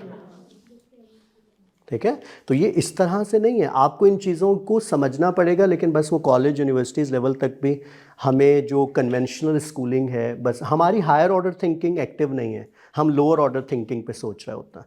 ठीक है, तो मैंने आपसे शुरू में कहा था कि पढ़ी लिखी माँ ज़्यादा ख़तरनाक साबित हो रही हैं, तो यही है। ठीक है, जो अनपढ़ है ना थोड़ी सी, वो टोटली किस पर बिलीव कर रही हैं, स्कूल पर। अच्छा ऐसे करना है, अच्छा ऐसे करना है। ये जो थोड़ी ज़्यादा पढ़ी लिखी है ना, इन्हें रोज़ आके स्कूल में टीच करना होता है कि आपको ऐसे करना चाहिए। आपके साथ भी ये तजर्बा होता होगा। ठीक है, सुबह हंडिया भी बनानी है, शाम मतलब याद रखना है कि 11 बजे एक विज़िट होगा स्कूल में, और उनको जाके गाइड करना है कि आपको कैसे पढ़ाना चाहिए। और इसमें आप लोगों का कसूर है। पता है क्यों? आप उस लेवल पर ट्रेंड नहीं है। आपको तो खुद आइडिया नहीं है कि वो जो बात बताने आई है तो उसका जवाब मुझे किस अंदाज में देना है। और वो तभी मुमकिन होगा जब आप लोग फुली उस सिस्टम पर क्या हो, ट्रेंड हो। ठीक है, तो ये VCMFL हार्वर्ड यूनिवर्सिटी की रिसर्च है। दुनिया में सबसे ज़्यादा तहकीक इसी आप ये कह लें कि यूनिवर्सिटी में होती है। तो ये VCMFL है। अब थोड़ा सा अगर हम ट्रिब्यूट दें तो ये वो शख्स हैं जिन्होंने प्री स्कूलिंग का आइडिया दिया था। फ्रोबल, आपने KG का नाम सुना है ना, किंडरगार्टन, वो इन्होंने शुरू किया था। आपने मॉन्टेसरी का बहुत सुना होगा, मॉन्टेसरी तो पैदा भी नहीं हुई थी जब इन्होंने काम किया था। फ्रीडरिच फ्रोबल किंडरगार्टन का फाउंडर है ये बंदा। और किंडरगार्टन अंग्रेज़ी का वर्ड नहीं है, कभी आप ऑक्सफोर्ड डिक्शनरी में ढूंढ रहे हो कि KG का मतलब क्या होगा, ये जर्मन लैंग्वेज का वर्ड है। किंडर का मतलब होता है बच्चे और गार्टन का मतलब होता है बाग, बच्चों का बाग। तो बच्चों का बाग है तो मीन बच्चे कौन हुए, फूल। और फूलों को डील कौन करता है, तो आप कौन हुए, मालिक। पर हमारे जो हमारे जो टीचर्स हैं ना, वो ऐसे ऐसे एक्सप्रेशंस लेके क्लासेस में जाते हैं कि बच्चे की पहली मोटिवेशन ख़त्म हो जाती है। मतलब फ्री स्कूल टीचर्स को सिर्फ 2 चीज़ें आनी चाहिए, ज़बरदस्त कहानी सुनानी आनी। एक मोटा सा हाथी था, वो धम धम करता जंगल में आया। तो अब बच्चा इन आंखों से नहीं देख रहा, यहाँ पर एक आंख होती है जिसको कहते हैं थर्ड आई ऑफ इमेजिनेशन। हमारी तो खैर ब्लाइंड हो गई है, एक ही जैसा चेहरा रहता हमारा। अल्लाह ना करे किसी के मरने की न्यूज़ देनी है तब भी वही एक्सप्रेशन, वही किसी की खुशी की न्यूज़ है तब भी चेहरा फ्लैट है बिल्कुल। वो एक्सप्रेशन ही किल हो गए ना, क्योंकि बचपन से क्या नहीं हुई, स्टोरी टेलिंग हुई कोई नहीं। स्टोरी टेलिंग का तो कोई कॉन्सेप्ट ही नहीं है। मतलब 12 साल तक बच्चे को रोज़ एक कहानी सुनाना ज़रूरी है रात को। अच्छा हमारे पास कहानियाँ जिन भूत परी भाऊ अंधेरा, इसके अलावा माओ को कोई कहानी नहीं आती। वो वहीं से बेचारा नेगेटिविटी के अंदर चला जाता है, बच्चा खौफ में डिप्रेशन में चला जाता है। ये हमारे डराने के स्टाइल। और बहुत नहीं हुआ तो पापा से डराएं, आज आ जाए तुम्हारे अब्बू, आज सारा दिन। अच्छा बच्चा ये सोचता है कि पापा ना, कोई बाबा जो है ना वो कोई चेक एंड बैलेंस वाला बंदा है। ठीक है, उसका काम ही यही है।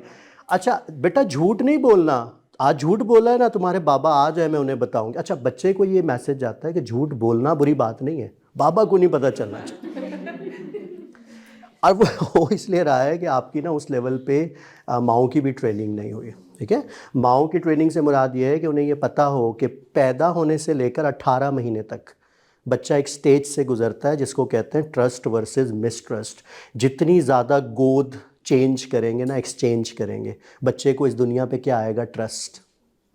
जितना ज़्यादा इंटरेक्शन होगा ना उसका, आपने देखा एक छोटा सा बच्चा जब माँ बाप के पास होता है तो बड़ा कंफर्टेबल होता है। जैसे ही कोई स्ट्रेंजर, अब वो खौफ क्या है उसको क्या पता, लेकिन वो उसके कहीं उसके पार्ट के अंदर। अच्छा दुनिया में आने से पहले अल्लाह ने सिर्फ 2 ही खौफ दिए हैं, पैदा होते वक्त सिर्फ 2 ही खौफ होते हैं नेचुरली, बाकी सारे खौफ वक्त के साथ डेवलप।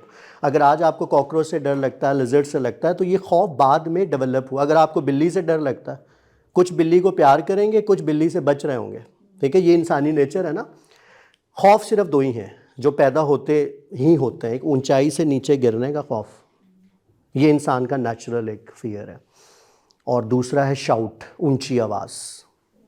ये जो हम ऊंची आवाज़ करते हैं ना, जब कोई भी है, बड़ा है या छोटा, आप अपने ब्रेन को बंद कर लेते हैं क्योंकि आप ना डिफेंसिव मोड में चले जाते हैं और वहाँ आपके दिमाग पे क्या लग जाता है, ताला लग जाता है। हमारे यहाँ लोगों को ये लगता है कि जितना शाउट करके बोलोगे ना तो उस बच्चे पे ज़्यादा असर होगा। ये बिल्कुल मिथ है, ये बिल्कुल गलत है। सॉफ्ट स्पोकन टीचर का ज़्यादा कमांड होता है क्लास के ऊपर। जब आप स्टार्ट करो ना टीचिंग तो अपनी पेस स्लो रखो ताकि बच्चा थोड़ी एफर्ट करके आपको सुनने की कोशिश, और फिर आहिस्ता आहिस्ता अपनी आवाज़ को क्या कर दें, बढ़ा दें। ठीक है, अब आते आपने कहा क्लास जल्दी से चुप हो जाएं, शोर ना करें। आप ज़्यादा शोर मचा रही हैं बच्चों से। आपको सिर्फ स्टेयर करना था, खामोश हो जाए, लेक्चर शुरू ना करें, पढ़ाना शुरू ना करें, खामोश होकर ना बच्चों को देखना शुरू कर दें। आहिस्ता आहिस्ता उनका शोर जो है ना वो कम होना शुरू हो जाएगा। ठीक है, अच्छा जब वो कम हो जाएगा, हमारा प्रॉब्लम ये है कि अटेंशन हमारी जो है ना वो बहुत ही ज़्यादा वीक है। हम किसी चीज़ पर ज़्यादा टाइम तक अटेंशन नहीं दे पाते। अभी आप सोच रहे होंगे कि आज जाके क्या करना है, फिर 5 मिनट बाद आप वापस लाते हो दिमाग। जी हम सबके साथ इशू है, और इसका बस एक ही सिंपल सा हल है। जब बच्चा बहुत इंगेज हो जाता है ना, बीच में से एक शरारती बच्चा कहता है टीचर मैं आई गो टू ड्रिंक वाटर, उसके बाद अगले 5-7 मिनट सबको क्या मिल जाता है, रिलैक्स। फिर एक दरमियान से बोलता है टीचर मैं आई गो टू टॉयलेट। अब आपके 35-40 मिनट जो बड़ी क्लासेस के टीचर्स हैं, आपको पीरियड का टाइम कितना मिला, 40 मिनट्स, उसमें से आप 15-20 मिनट तो बच्चों को सेटल डाउन करने में लगा देते हैं।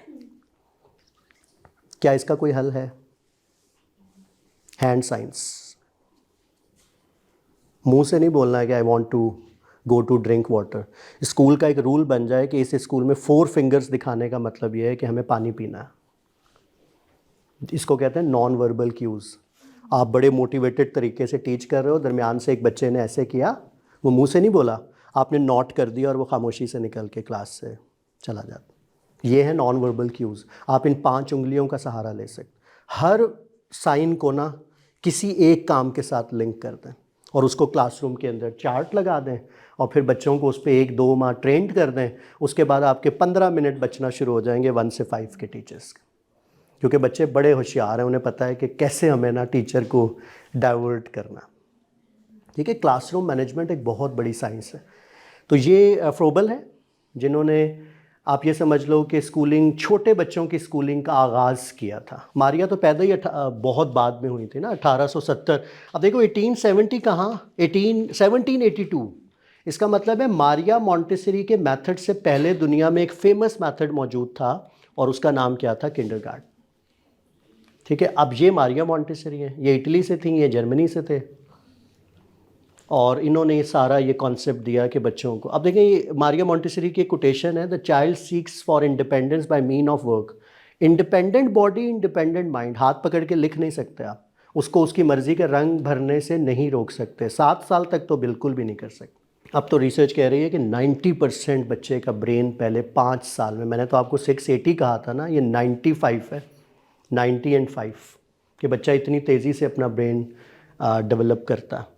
अब वो जो ग्रीन पार्ट है, ये कौन सा कलर होगा, I am not sure about colours. ये कौन सा रंग है भला, ये जो बैक पर है ग्रीन का शेड है ना, आप ये समझ लें ये कंप्लीट हो चुका है, ये कंप्लीट हो चुका है ब्रेन। अब थोड़ा सा जो पार्ट रह गया वो है जो अभी आपने डेवलप। और ये कौन सी जगह है, सजदे वाली जगह, ये सबसे ज़्यादा इम्पॉर्टेंट ब्रेन है।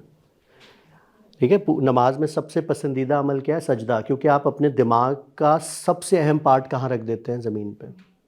This is called frontal lube. ठीक है, इंसान का ब्रेन 3 चीज़ों में डिवाइडेड है ना। फ्रंट वाला जो ब्रेन है, यहाँ पे गुस्सा नहीं आ सकता, यहाँ लालच नहीं आ सकता, यहाँ हसद नहीं आ सकता। अल्लाह ने ये दिमाग इस काम के लिए दिया ही नहीं है। ये काम सिर्फ बड़ी चीज़ें सोचता है, ये कुछ नया सोचता है, ये कुछ नया तख्लीक करता है। ये तख्लीक सारी कहाँ पर है, यहाँ। बिहेवियर आपके, आप कैसा बिहेव करते हो लोगों के साथ, ये सब आपके ऊपर डिपेंड करता है। लेकिन वो है ना कि खुदी का सिर्र नेहा ला इलाहा इल्लल्लाह, तो ये खुदी जो है ना, सेल्फ, कि अपने आप को पहचानो तो सही पहले। और सिर्र नेहा किसको कहते हैं, पासवर्ड, जो आजकल हर किसी के मोबाइल पे एक सिर्र नेहा मौजूद है। ठीक है, तो सिर्र नेहा का मतलब क्या होता है, पासवर्ड। तो खुदी का पासवर्ड क्या है, ला इलाहा इल्लल्लाह, मीन अल्लाह के अलावा कोई भी इस दुनिया में, कोई भी शरीक इस कायनात में ही नहीं है। ठीक है, ये कॉन्सेप्ट लेके आप चले, पर आप लोग सेल्फ अवेयर नहीं हो, आप लोगों के इमोशंस आपके कंट्रोल में नहीं है। मतलब मैं अब आप सबको देख रहा हूँ 4 रंगों में। ठीक है, कुछ लोग वाइट बैठे हैं, मेरा काम है, मुझे पता चल जाता है ये वाइट पीपल है। ठीक है, कुछ लोग रेड हैं, कुछ ब्लू हैं और कुछ येलो हैं। पूरी दुनिया के लोगों को 4 रंगों में डिवाइड किया जाता। ठीक है।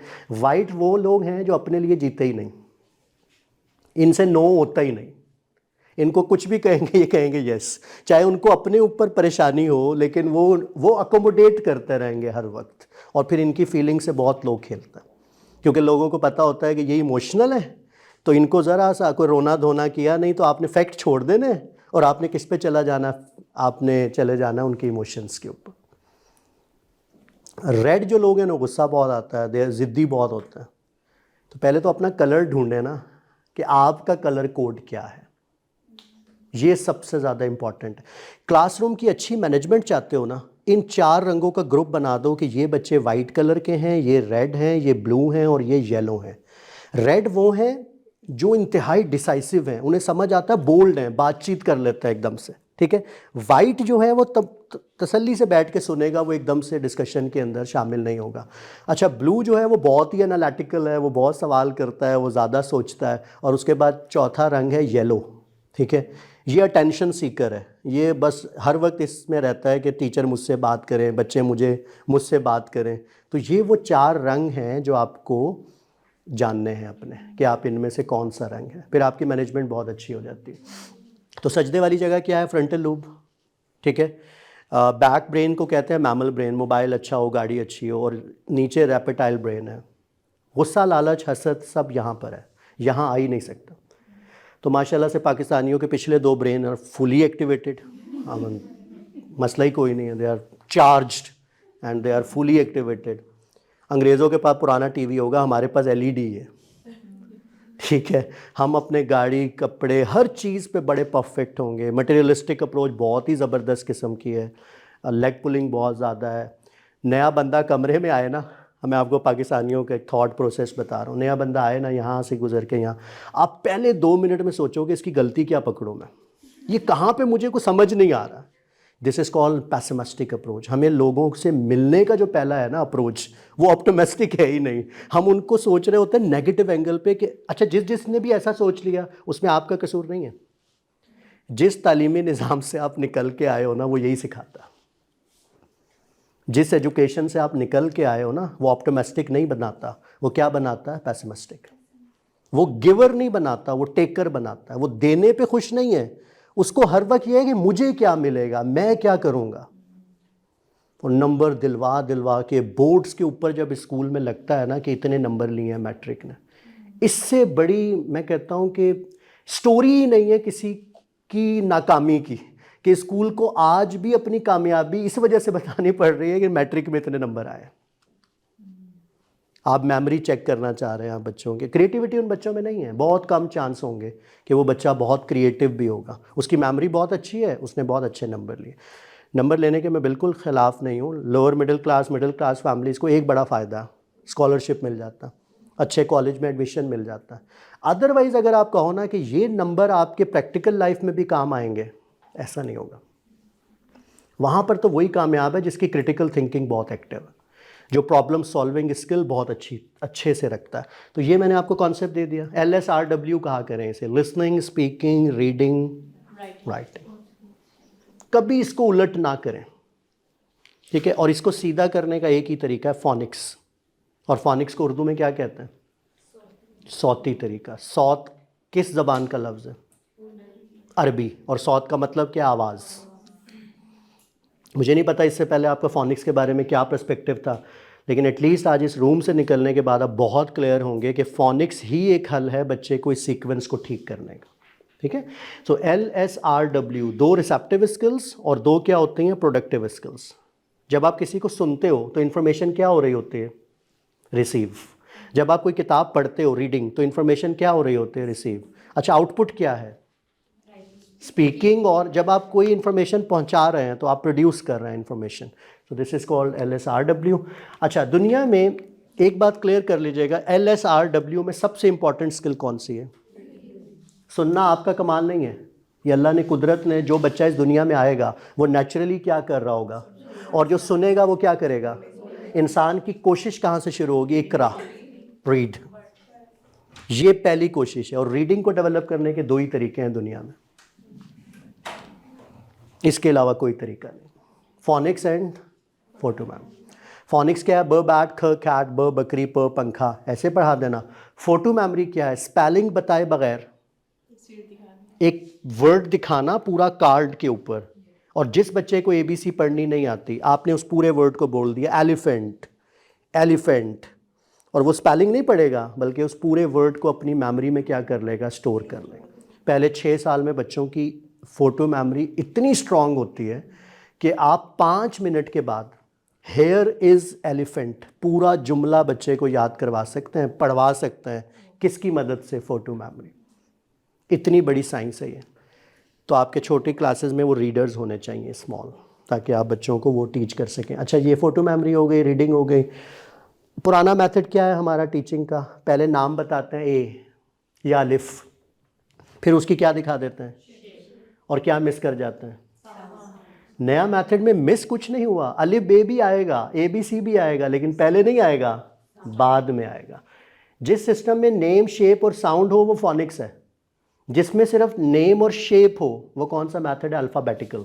A for apple, B for bat. B और बैट को अलग ही किसने कर दिया? फॉर ने, बीच में ब्रिज बन गया।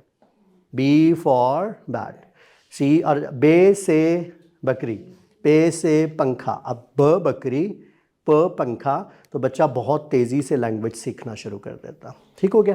तो ये हमारा फ़ोटो मेमोरी क्या है और ये सारी चीज़ें। अब स्टोरीज़ बहुत होनी चाहिए स्कूल में। हर चीज़ को कहानियों से पढ़ाएं। 60% कुरान बेस्ड ऑन कससुल अंबिया। 60% कुरान में स्टोरीज़, कहानियाँ नहीं, किस्से। किस्सा सच्चा होता, ठीक है? तो बच्चा सीखता ही उससे है। और अब 1 से 5 टीचर्स, ये तो प्री स्कूल से रिलेटेड चीज़ें हो गई ना। 1 से 5 टीचर्स जो पढ़ा रहे हैं, उनमें सबसे बड़ा मसला 7 ईयर्स के बाद बच्चे में ना तरबियत डेवलप करनी होती है, यानी कि उसको एक अच्छा इंसान बनाना ज़रूरी है। और अच्छा इंसान इन 34 चीज़ों के बग़ैर नहीं बन सकता इंसान। इनको कहते हैं लाइफ स्किल्स। पूरे पाकिस्तान में सिर्फ इस पे ट्रेनिंग होनी चाहिए आजकल।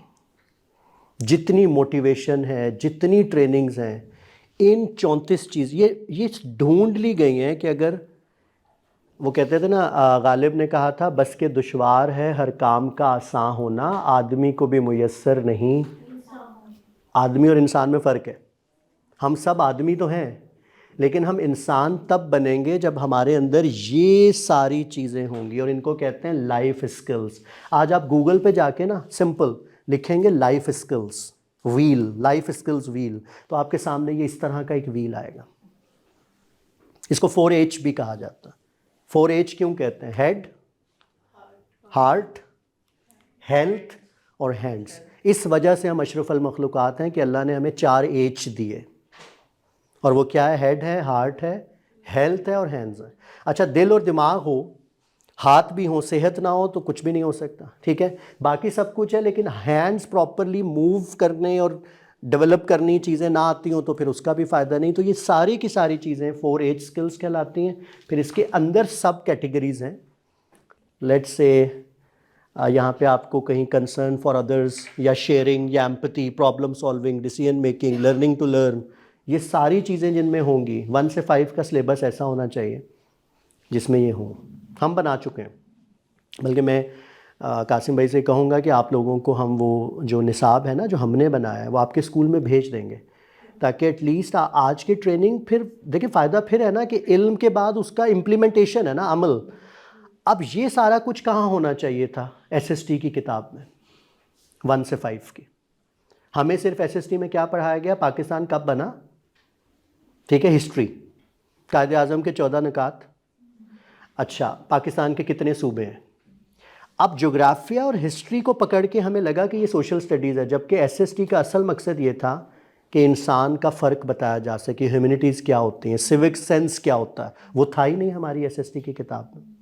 हमें तो सिर्फ हिस्ट्री और क्या बता दिया गया? जोग्राफिया।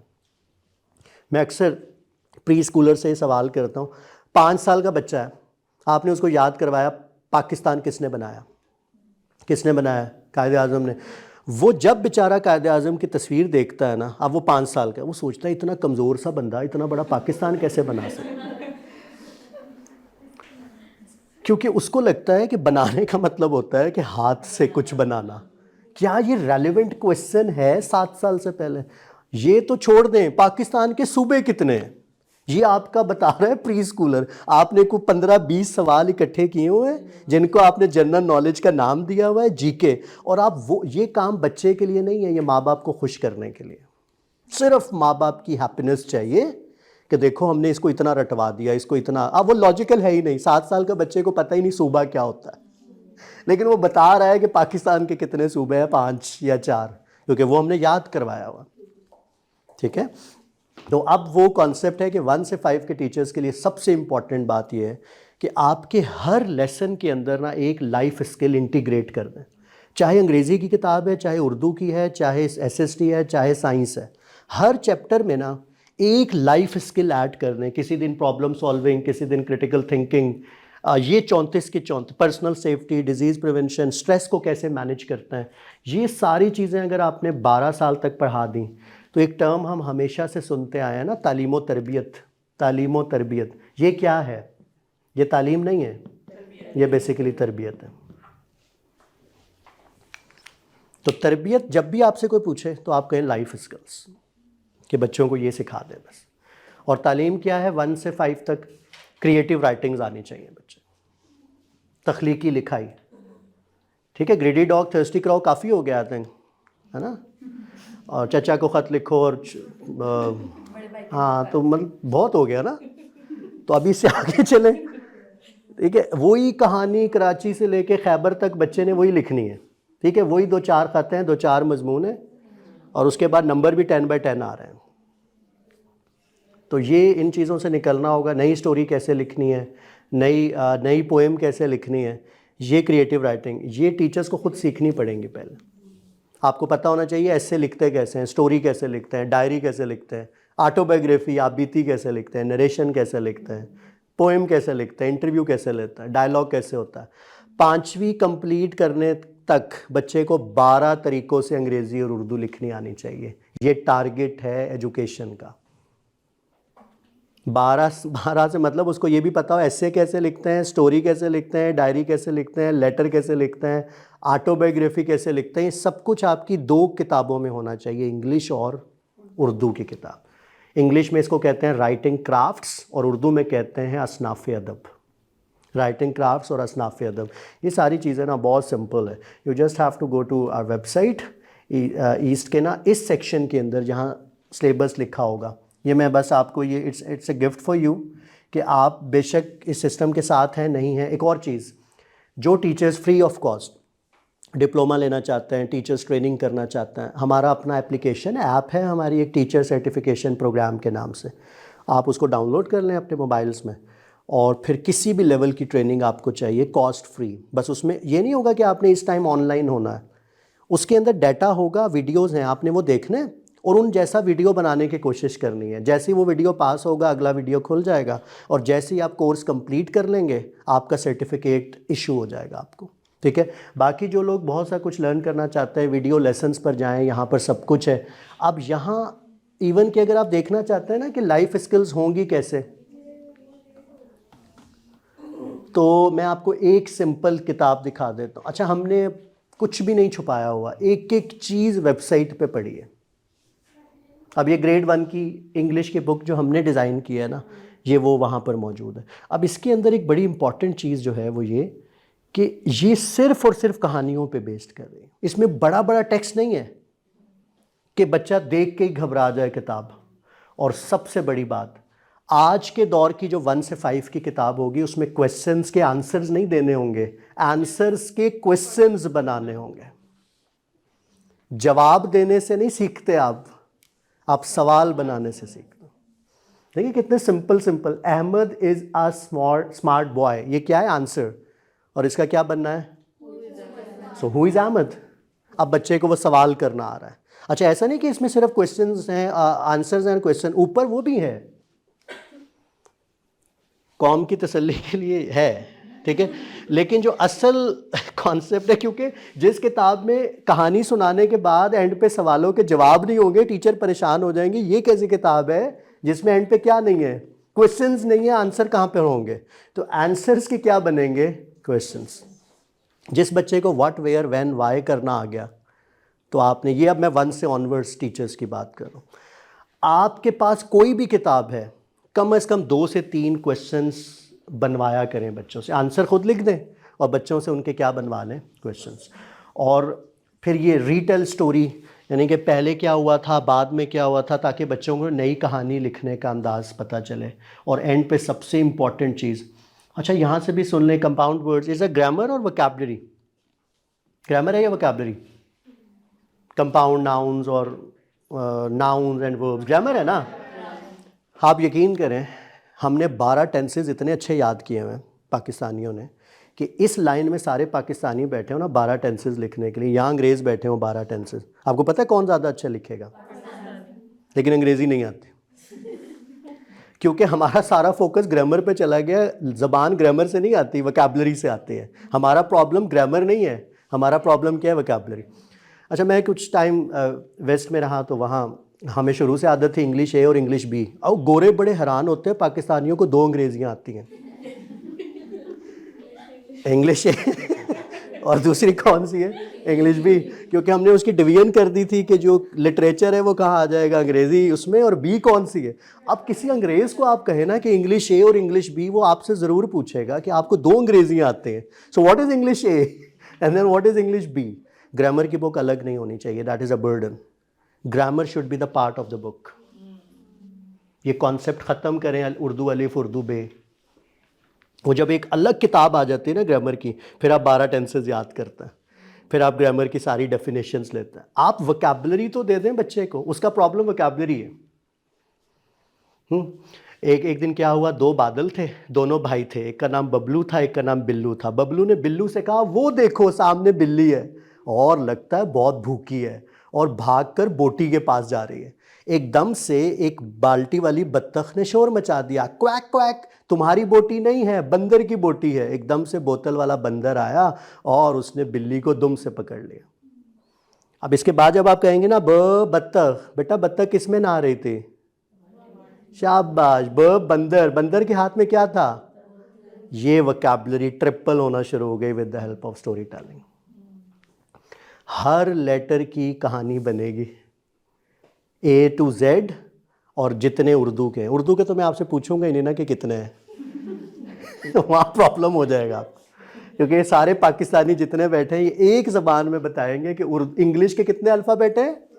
26। उर्दू के कितने? अच्छा इतने होंगे, इतने होंगे, लिस्ट बनेगी पूरी। ठीक है, वैसे कितने हैं बाय द वे?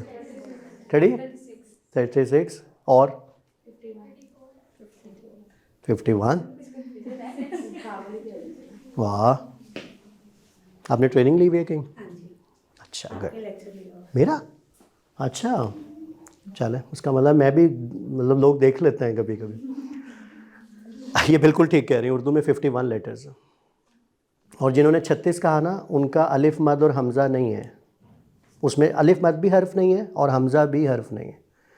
आपने आज जाके चेक करना अपना प्रेयर 1 2, हमज़ा के सामने लिखा होगा चाय और नीचे लिखा होगा हमज़ा से कोई लव शुरू नहीं होता। आपको हंसी नहीं आती वैसे ये सब कुछ देख के, और उसके बाद पढ़ा के भी बड़े मतलब कभी दिमाग में ये बात नहीं आई कि 3 या 3.5 साल का मासूम सा बच्चा, उसको ये भी नहीं पता हर्फ क्या होता है, लफ्ज़ क्या होता है, ठीक है, और हमज़ा के सामने लिखा हुआ है चाय और नीचे एक स्टेटमेंट है कि हमज़ा से कोई लफ्ज़, उसको क्या पता कि हमज़ा क्या है और लफ्ज़ क्या होता है। हमज़ा हर्फ नहीं है, हमज़ा अलामत है, वो नहीं हो, वो अलिफ बे में शामिल ही नहीं है, लेकिन होता चला आया है हमेशा से। पाकिस्तानी चैम्पियन है हर चेंज को एक्सेप्ट करने में, सिर्फ एजुकेशन का नहीं। एलईडीज़ आई ना, टीवी ख़त्म हो गए, एंड्रॉयड फ़ोन आया, बटन वाले फ़ोन ख़त्म हो गए। पढ़ाना वैसे ही है जैसे हम 70 साल पहले पढ़ा था, वहाँ पे इस्लाम ख़तरे में आ जाएगा वरना। ठीक है, तो हमज़ा is not a letter, it's a symbol. अच्छा, कभी आपने कहा बेटा, या आपको अम्मी ने कहा हो कि आज इतने मेहमान आए थे, इतने किचन में ज़रूफ इकट्ठे हो गए, धो दो धोए ज़रूर आप? अच्छा, कभी आपने बच्चों से कहा बेटा फ्रिज में से समर निकाल लो सारे? है ना, ये सारा कुछ है। अगर प्ले ग्रुप का बच्चा ज़रूफ नहीं पढ़ेगा प्ले ग्रुप में, तो उर्दू पे कौन से क़यामत आएगी? आज तक मैंने और आपने कितनी दफ़ा इस्तेमाल किया? अच्छा समर अगर वो नहीं पढ़ेगा तो क्या बाद में ले जाओ, पढ़ाना है। लेकिन प्ले ग्रुप के बच्चे को क्यों इतना ओवरबर्डन करते हैं कि अलिफ से लेके ये तक सब पढ़ाना है। पहले वो लेटर पढ़ा दो जिनसे ज़्यादा उर्दू बनती है, और वो सिर्फ 28 है। हाँ याला, दैट इज कॉल्ड वर्ड जो है ना, वर्ड ये है अजदहा, अजदहा नहीं है, वर्ड है टेलीविजन, तो ये है याला, ये भी बिल्कुल लेटर है। लेकिन ये लेटर बाद में करा लो ना जब थोड़ा बड़ा हो जाएगा। ऐसा नहीं कि इनको ख़त्म कर दें ज़रूफ और समर को, ऐसा नहीं करेंगे। लेकिन बच्चे को ओवरबर्डन क्यों करते हो प्ले ग्रुप के प्रीयर 1 के लेवल पे? आप उसको वो लेटर पहले पढ़ा दो जिससे ज़्यादा उर्दू बनती है। तो हमने किताब बनाई, अभी हमें फ़ोन आते हैं, सर मिस प्रिंटिंग हो गई है, सही नहीं है। हम कहते हैं हम अगली दफ़ा इंशाल्लाह डाल देंगे। फ़ोन पे क्या समझाएं कि इसमें सही क्यों नहीं है, ये तो डिस्कशन की बात है ना। आपको कुछ डिसाइसिव होना पड़ेगा कुछ चीज़ों में, अगर आप वाकई चाहते हो। आप यकीन करें सबसे सख्त सवाल जवाब टीचिंग का होगा, बिल्कुल तैयारी कर लें अपनी, क्योंकि ये जो टीचिंग है ना ये अंबिया का प्रोफेशन है, और आपको इसके साथ बहुत लॉयल और बड़ा बहुत ही कॉन्सेप्चुअल होना पड़ेगा। तो इस तरह के आपको मौके मिलते रहें टीचर ट्रेनिंग के, लेकिन जिसमें ना होना चाहिए, करना चाहिए, नसीहतें ना हो, मतलब सोल्यूशन बताएं ना। ये हमें पता है ये प्रॉब्लम्स हैं, अब करना क्या है वो बताएं। अब आपने कुछ किया है ऐसा कि आपके सामने वो चीज़ हो। जैसे 1 से 5 में तरबियत अगर करनी है तो तरबियत तो बगैर लाइफ स्किल्स के नहीं होगी। अगर क्रिएटिविटी देनी है तो वो क्वेश्चन मेकिंग के बगैर नहीं होगी। तो फिर हम ये डिसाइड करके उठें कि अब हमारा जो टीचिंग का तरीका होगा ना वो ऐसा होगा। और एंड पर जाकर बच्चे किस चीज़ में सबसे ज़्यादा आ जाते हैं? Creative writing. अच्छा ये जो बुक्स हैं हमारी, ये मार्केट में अवेलेबल नहीं है, क्योंकि हम ये किताब नहीं दे सकते मार्केट में। इस किताब को बगैर ट्रेनिंग के नहीं पढ़ाया जा सकता, ठीक है ना। अब आपके सामने किताब आए और उसमें सही ना हो या उसमें क्वेश्चंस हों, तो आपको तो क्वेश्चंस होंगे कि ये तो नहीं, मतलब रेलेवेंट ही नहीं है ये। तो इससे पहले क्या होगा, पहले प्रॉपर तरीके से आप क्या ले लेंगे? ट्रेनिंग। तो वेबसाइट का नाम है east.education, बस सिंपल उस वेबसाइट पर जाएं east.education, और वहाँ से जाके जो भी मटेरियल आपको लेना है, ऑल्दो आप हमारे साथ अटैच हैं नहीं हैं इससे कोई फ़र्क नहीं पड़ेगा। आप बस अपनी लर्निंग करना चाहते हैं ना, तो 1 से 5 के टीचर्स ये देख लें, 12 क्राफ्ट्स होने चाहिए। PBL मेथड होता है project based learning, social and civic skills होनी चाहिए, और एक एक हमारी जो बुक है उसकी पूरी ट्रेनिंग मौजूद है, ठीक है। लाइक सोशल स्टडीज़ है तो SST में लाइफ स्किल्स का होना बहुत ज़रूरी है, ठीक है। तो लाइफ स्किल्स किस तरह से डेवलप होंगी, तो वो जो हमने स्लोगन रखा हुआ है ना, international standards but with in Islamic values. अच्छा हर चीज़ में क्वेश्चन मेकिंग, चाहे SST हो, चाहे साइंस हो, चाहे इंग्लिश हो, चाहे उर्दू हो, सवाल बच्चे को बनाने आने चाहिए, ठीक है।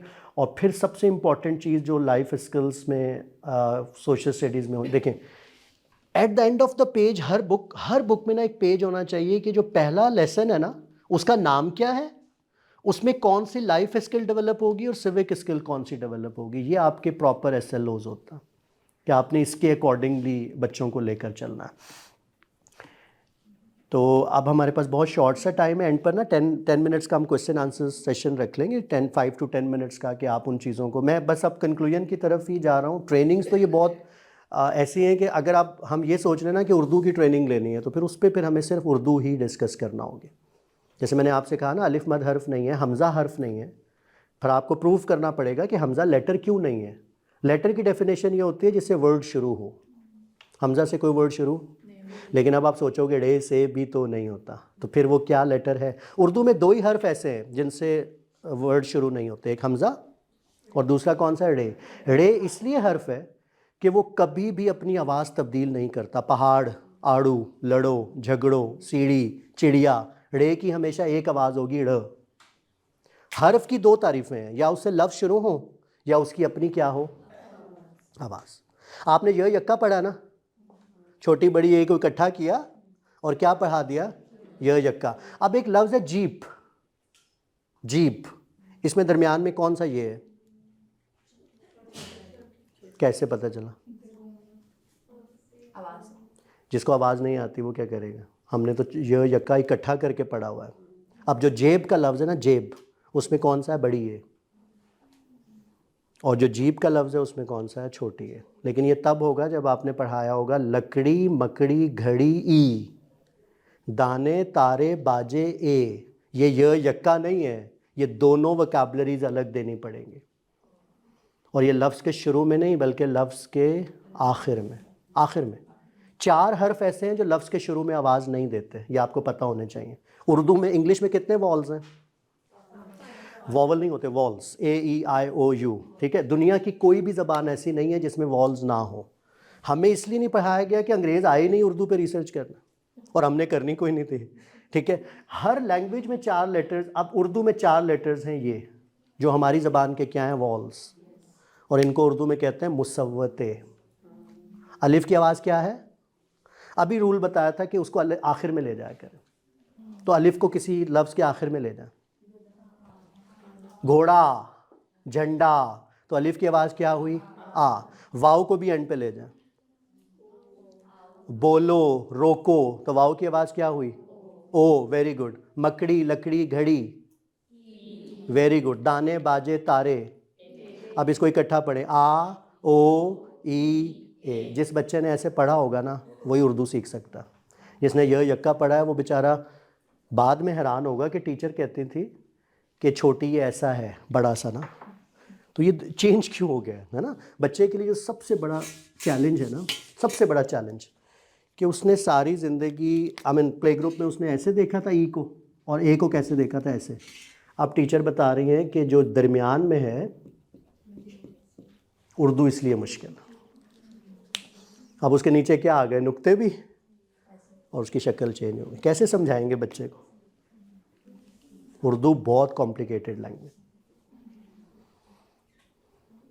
अब देखो ना, प्ले ग्रुप नर्सरी में उसने छोटी ए को इतना बड़ा पढ़ा था, मकड़ी लकड़ी बाजी घड़ी सब में छोटी ए इतना था। लेकिन आज जीप के दरमियान में क्या आ गया? छोटी ए। लेकिन उसने अपनी क्या कर ली? शक्ल चेंज कर ली। तो बच्चा सिर्फ कहानी से सीख सकता है ये कॉन्सेप्ट। अच्छा ये बताएं, ये जीप का जो लफ्ज़ है इसमें सबसे आगे कौन सा हर्फ है? जे या पे? आगे कौन है? आवाज़ में पे है। आवाज़ में जीप, वो स्टार्ट हो रहा है। हाँ, आगे फ्रंट। उर्दू कहाँ से लिखी जाती है? Right to left. आप बताएं कौन आगे है? पे आगे है। ये कॉन्सेप्ट सिखाने के लिए कहानी बनाएं और बच्चों से कहें रेलगाड़ी बनाता है, तो रेलगाड़ी में आगे कौन होता है? इंजन, और बाकी पीछे क्या होता है? डिब्बा। तो ये जो जीप का लफ्ज़ है ना, इसमें अभी कौन है? इंजन, पे। तो आपने कॉन्सेप्ट देना है कि बेटा ये जो ई है ना, ये जब भी रेलगाड़ी खेलती थी तो ये हमेशा गाड़ी का क्या बनती थी? इंजन, क्योंकि ई आगे है। एक दिन क्या हुआ, ज और प खेल रहे थे और ई को आने में ना देर हो गई, लेकिन इसने आते ही शोर मचा दिया कि आज भी क्या बनना है? इंजन। तो प ने कहा मैं आज तुम्हें इंजन नहीं बनने दूंगा, आज तुम्हें क्या बनना पड़ेगा? इसने प से लड़ाई शुरू कर दी क्योंकि बड़ी शरारती बच्ची थी। तो ज ने कहा कि अगर मैं तुम्हें खाने के लिए कुछ दूं तो तुम डिब्बा बनोगी? तो ज ना, ई थोड़ी लालची भी थे, इसने कहा तुम मुझे खाने के लिए क्या दोगे? तो ज ने पॉकेट में हाथ डाला, 2 कैंडीज निकाल ली, और दूसरी पॉकेट में हाथ डाला, वेफर। जैसे ही ई ने 2 कैंडीज और 1 वेफर देखी, फौरन से मान के डिब्बा बन गई। अब आप जेर लगाएं या ना लगाएं, जहां ई आएगा ना बच्चे को पता है कि 2 कैंडीज और एक साथ क्या है? वेफर। छोटी है जब भी दरमियान में आता है तो जेर लाजमी लगती है। तो ये कॉन्सेप्ट बहुत आसान किया जा सकता है, लेकिन उसके लिए फिर आपको पूरी प्रॉपर किसकी ज़रूरत होगी? ट्रेनिंग की। ठीक है, तो कोई और अगर आपका सवाल यहाँ तक है तो आप पूछ लें। आप मुझे यहाँ पर इस पेज पर फॉलो कर सकते हैं, हर वक्त ट्रेनिंग्स होती रहती हैं डिफरेंट लेवल पे। फ़हीम नकवी मेरा नाम है, you can search me there. बहुत डिफरेंट जगह पर हम ट्रेनिंग सेशंस कर रहे होते हैं। और मैं आपको एक और बात बता दूँ, यकीन करें मेरा ये शौक़ ख़त्म हो गया है कि मेरे सामने लोग बैठे हैं और मैं बोल रहा हूँ। ये होता था 8-10 साल पहले तक। अब ये होता है 4 बंदे बैठे हों, 5 बंदे बैठे हों, लेकिन वो सुनने के बाद उस पर क्या कर जाएं? इम्प्लीमेंटेशन। वरना यकीन करें ये सारी ट्रेनिंग्स का कोई कंसर्न नहीं है। कासिम भाई ने बहुत मुझे लेके इन्होंने डिस्कशंस किए, मेरे लिए बड़े फ़ख्र की बात है, क्योंकि पाकिस्तान में मैं 17,000 टेस्ट कंडक्ट कर चुका हूँ। आपके फिंगरप्रिंट बता देते हैं आप क्या हैं। सिर्फ आपका ये थंब जो है ना, हम इसको बस चेक करेंगे और आपको पता चल जाएगा कि आप कौन सा कलर हो, रेड हो, येलो हो, ब्लू हो या वाइट हो। बस आपने अपनी इमोशनल स्ट्रेंथ पे काम करना है, ठीक है, अपने जज्बात को जो है ना वो डेवलप करने की कोशिश करनी है। बाकी आप लोग इंटरनेशनल कोर्सेज में अगर इंटरेस्टेड हो, ठीक है, आप चाहते हो कि हम बाहर के कुछ कोर्सेज करें, लिंक्डइन पर किस किस का आईडी है? लिंक्डइन प्रोफेशनल नेटवर्क है, फेसबुक नहीं है। हमारे तो मजबूरी है ना कि पाकिस्तान में लोग देखते ज़्यादा फेसबुक हैं। अदरवाइज़ आप सब ने आज सबसे पहला काम क्या करना है कि आप लिंक्डइन पर जाकर ना अपना क्या बनाएंगे, प्रोफाइल, ठीक है, आम सा प्रोफाइल, जैसे लॉगिन पासवर्ड से जीमेल के ज़रिए कनेक्ट हो जाएगा। यहाँ पर बिजनेस सेक्शन के अंदर एक कॉन्सेप्ट आएगा लर्निंग, जैसे इस पर क्लिक करेंगे दुनिया की टॉप यूनिवर्सिटीज़ के कोर्सेज यहाँ पर पढ़ें, अपनी फील्ड सेलेक्ट करें और वो कोर्स शुरू कर दें। 2 घंटे का कोर्स, 3 घंटे का कोर्स, 40 मिनट का कोर्स, जो आपका फील्ड है ना, आप उससे रिलेटेड, अब ये कोर्स होने जा रहा है, ये सिर्फ 2 घंटे और 11 मिनट का है, आप इससे कनेक्ट हो जाए। और इसमें ये नहीं कि कोई ऑनलाइन आके पढ़ाएगा, वीडियो पढ़ा है, जब आपके पास टाइम हो उसको देख लें, जैसे जैसे मिनट्स आगे बढ़ते जाएंगे कंप्लीट हो जाएगा और एक भी डॉलर खर्च नहीं होगा, आपका सर्टिफिकेट भी अमेरिका से आएगा। So please update yourself. Pakistan में ना लोग गिवर्स नहीं हैं, वो संभाल के रखना चाहते हैं कि हम पे लोग क्या रहें, डिपेंडेंट रहें। ये अप्रोच नहीं होनी चाहिए। मुझे तो ये लगता है कि हर चीज़ का जैसे सदका है ना, तो इल्म का सिर्फ एक सदका है कि आप उसको बांट दो, बस। ये आपको फिर ऑटोमेटिकली ना डिफरेंट नई चीज़ें आप तक आना शुरू हो जाती हैं। तो आपने सब ने आज जो काम मेनली करना है, एक तो लिंक्डइन पे अपना प्रोफाइल बनाएं। अब तो वेस्ट की वर्ल्ड में आपको ये भी नहीं कहा जाता है कि अपना सीवी दें, सिर्फ ये कहा जाता है can you please share your LinkedIn profile. वहाँ सब पता चल जाता है कि आपने क्या किया है, आपके इंटरेस्ट क्या हैं, आपका नेटवर्क कैसा है, ठीक है। इसके ऊपर आ जाएं। अच्छा, 9th-10th के जो टीचर्स हैं, कौन कौन है 9th और 10th? यहाँ नहीं है, तो बहरहाल आप लोग उनको गाइड कर दीजिएगा। एक वेबसाइट है sabak.pk। जो बच्चा महंगी एकेडमी नहीं जा सकता, स्टार, किप्स ट्रेंड बन गया ना डिफरेंट एकेडमीज़ का, अब एक बच्चा सुबह स्कूल भी जा रहा है, शाम में वो जाके फिर एकेडमी भी ले रहा है, तो ये फ्री ऑफ कॉस्ट सारी की सारी 9th-10th का पूरे बोर्ड के एग्ज़ाम की बुक्स यहाँ पर मौजूद है। अब ये 9th है ना, मैथ, तो आप इतना अच्छा वीडियोस बने हुए हैं, उसके पेपर बने हुए हैं। अब बच्चे के लिए कोई प्रॉब्लम नहीं है कि जो 9th-10th का बच्चा है ना, तो वो जाए यहाँ पे और जाके सारी चीज़ों को सीख ले। तो बस आप लोगों को आज जो बुलाने का मकसद था वो यही था कि आप लोगों के साथ इन तमाम चीज़ों को डिस्कस किया जाए। ECP का एक पेज है, इसको फॉलो कर लीजिएगा। इंस्टाग्राम पर भी ECP.education। तो आपको ना ब्रेन डेवलपमेंट से रिलेटेड, स्टेम रोबोटिक्स से रिलेटेड बहुत सी चीज़ें मिल जाएंगी। अच्छा, ये रिसर्च प्रूव हो चुकी है कि जिस बच्चे का ब्रेन नहीं होता ना, उसके फिंगरप्रिंट्स भी नहीं होते। इसका इतना डायरेक्ट ताल्लुक है आपके ब्रेन लॉब्स का आपके फिंगरप्रिंट्स से। तो ये बस आप जैसे ही कर लेंगे, डाउनलोड कर लेंगे या इसको, तो इस पे आपको काफ़ी इन्फॉर्मेशन मिल जाएगी। हम डिफरेंट लेवल पे मिल के भी काम कर रहे हैं वैसे भी। तो ये सारा ECP.education, इंस्टाग्राम पे भी पेज है और वैसे भी लिंक्डइन पर प्रोफाइल अपनी ज़रूर बनाएं। East.education को विज़िट कर लीजिएगा। अब अगर आपका कोई सवाल है तो प्लीज़ आप मुझसे पूछ सकते हैं। Any question related to preschool, math, primary, secondary, कोई भी सवाल पूछना चाहिए। ना पूछने की 2 ही वजह, या तो बहुत समझ आया या कुछ भी समझ नहीं आया। तो आप कौन से जगह पर खड़े हैं मुझे नहीं पता, लेकिन आज ये वादा अपने आप से करके जाएं कि एजुकेशन सिस्टम में अगर तब्दीली ना आई ना, ठीक है, तो ये टाइम वेस्ट हो रहा है। आज आप ये सोचोगे ज़रूर, आज आप किताब देखोगे ना और से समर जहाँ मिलेगा आप सोचोगे कि ये कब तक चलनी है ना चीज़ें। हमज़ा से चाय, ठीक है, उसके बाद कलरफुल किताब, फिर बच्चे को कलर्स पे अपनी मर्ज़ी का रंग भरने का कहना। तुम्हें नहीं पता आम पीला होता है, अच्छा खासा नीला कर रहा था वो, लेकिन आपने उसको रोक दिया कि आम पीला होता है। ये जो जिसको नहीं रोका है ना, ये बच्चा बड़े होके पता है कैसा माइंड रखता है, जिस भी जगह जाएगा सोचेगा ये कमरा ऐसे भी तो हो सकता था, ये चीज़ ऐसे भी। ये सिर्फ वो करेगा जिसको बचपन में रोका नहीं गया कि तुम ऐसे भी सोच सकते हो, आउट ऑफ द वे। माएँ बिल्कुल साथ है, मेरे ख्याल में मेरे से ज़्यादा पेरेंट सेशन किसी ने भी नहीं किए। अल्हम्दुलिल्लाह अल्लाह ने ये मौका दिया कि सऊदी अरब, कतर, मुख्तलिफ जो हमारे इंस्टीट्यूशंस हैं वहाँ जाके करने का मौका मिला। रीज़न सिर्फ ये थी कि हमने बहुत ट्रैवलिंग की है, ठीक है। आई एम फ्रॉम लाहौर, लेकिन मैं लाहौर नहीं होता, मेरा मोस्ट ऑफ द टाइम जो है वो ट्रैवलिंग में गुजरता है। और अल्लाह सफ़र से बहुत सिखाता, ट्रैवलिंग से बड़ा कोई टीचर नहीं है, ठीक है। फिर आप डिफरेंट लोगों से कनेक्ट होते हो, उनके डिफरेंट किस्म के मसाइल हैं।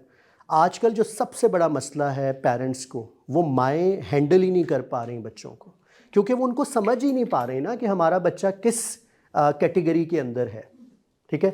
तो कोई सवाल अगर आपका यहाँ तक है, अभी तक मैंने जितनी डिस्कशन की, आप मुझसे पूछ सकते हैं। बाकी इंशाल्लाह हम एक सीरीज़ ऑफ ट्रेनिंग लॉन्च कर रहे हैं यहाँ पर।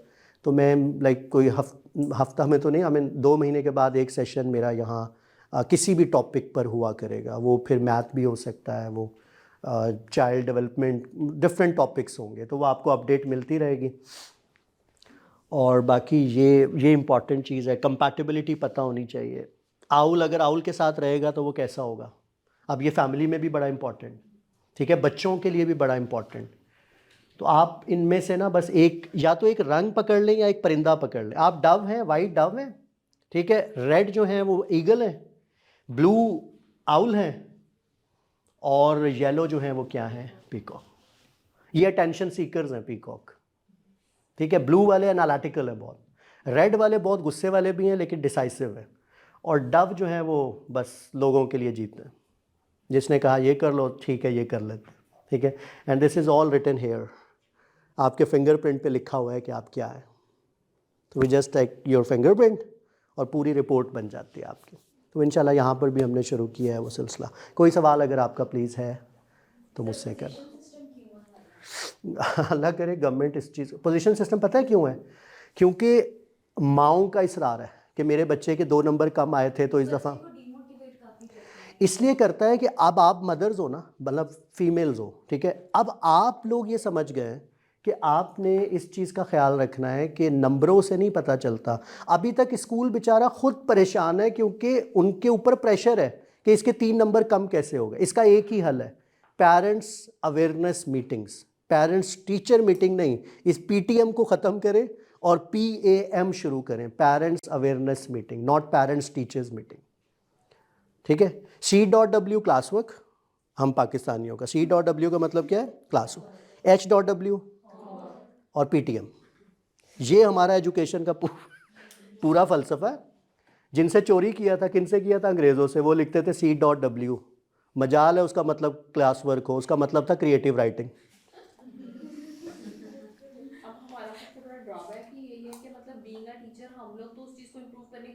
पेरेंट्स को नहीं पता, पेरेंट्स को उस चीज़ की अवेयरनेस ही नहीं है, तो फिर उन लोगों को किस तरह से अवेयर करें। H.W था हैंड राइटिंग, हमने क्या बना दिया, होमवर्क। तो हमें स्कूल में क्लास वर्क खेलना है, घर में होमवर्क, महीने बाद PTM, सब अच्छा है। 10 आउट ऑफ 10 नंबर भी आ रहा है एंड वी आर हैप्पी कि माशाल्लाह हम बड़ा कमाल का काम कर रहे हैं।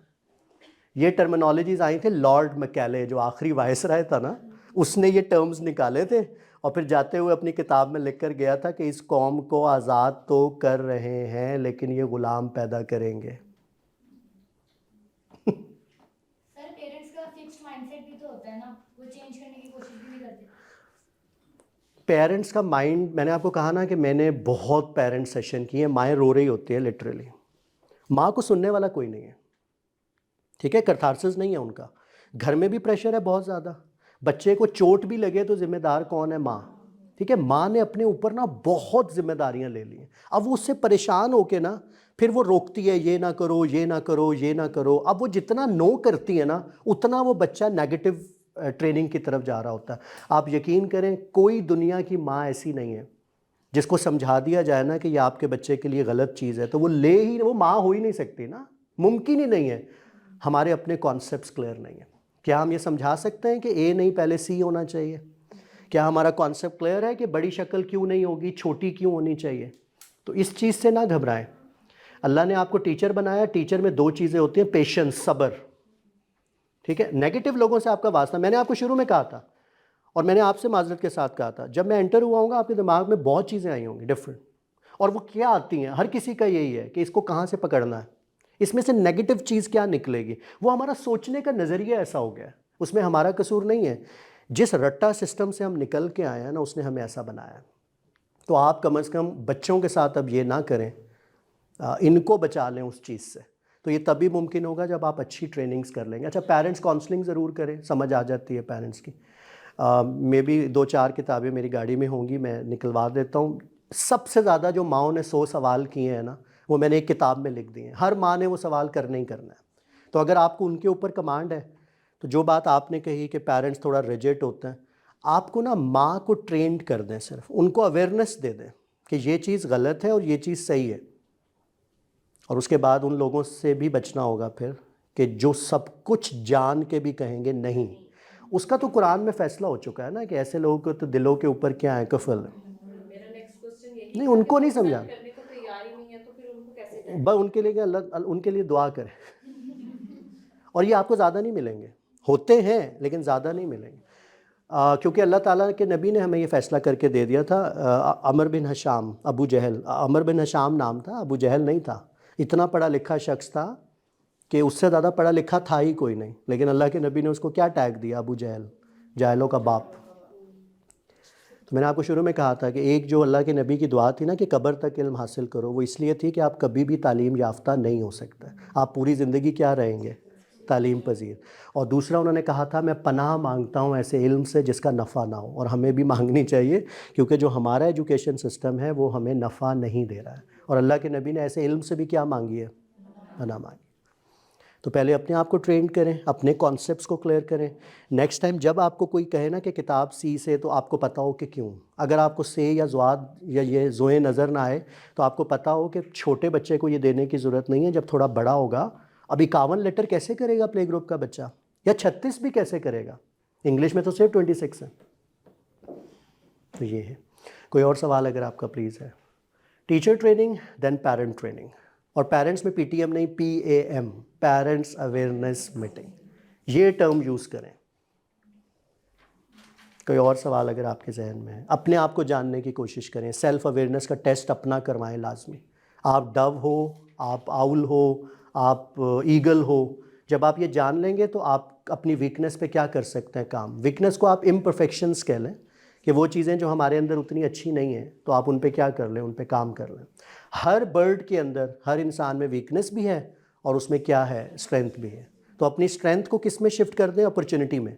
और अपने वीकनेस पे काम कर लें ताकि थ्रेट ना रहे। दिस इज़ कॉल्ड स्वॉट analysis, strength, weakness, opportunities and threats. तो ये कॉन्सेप्ट।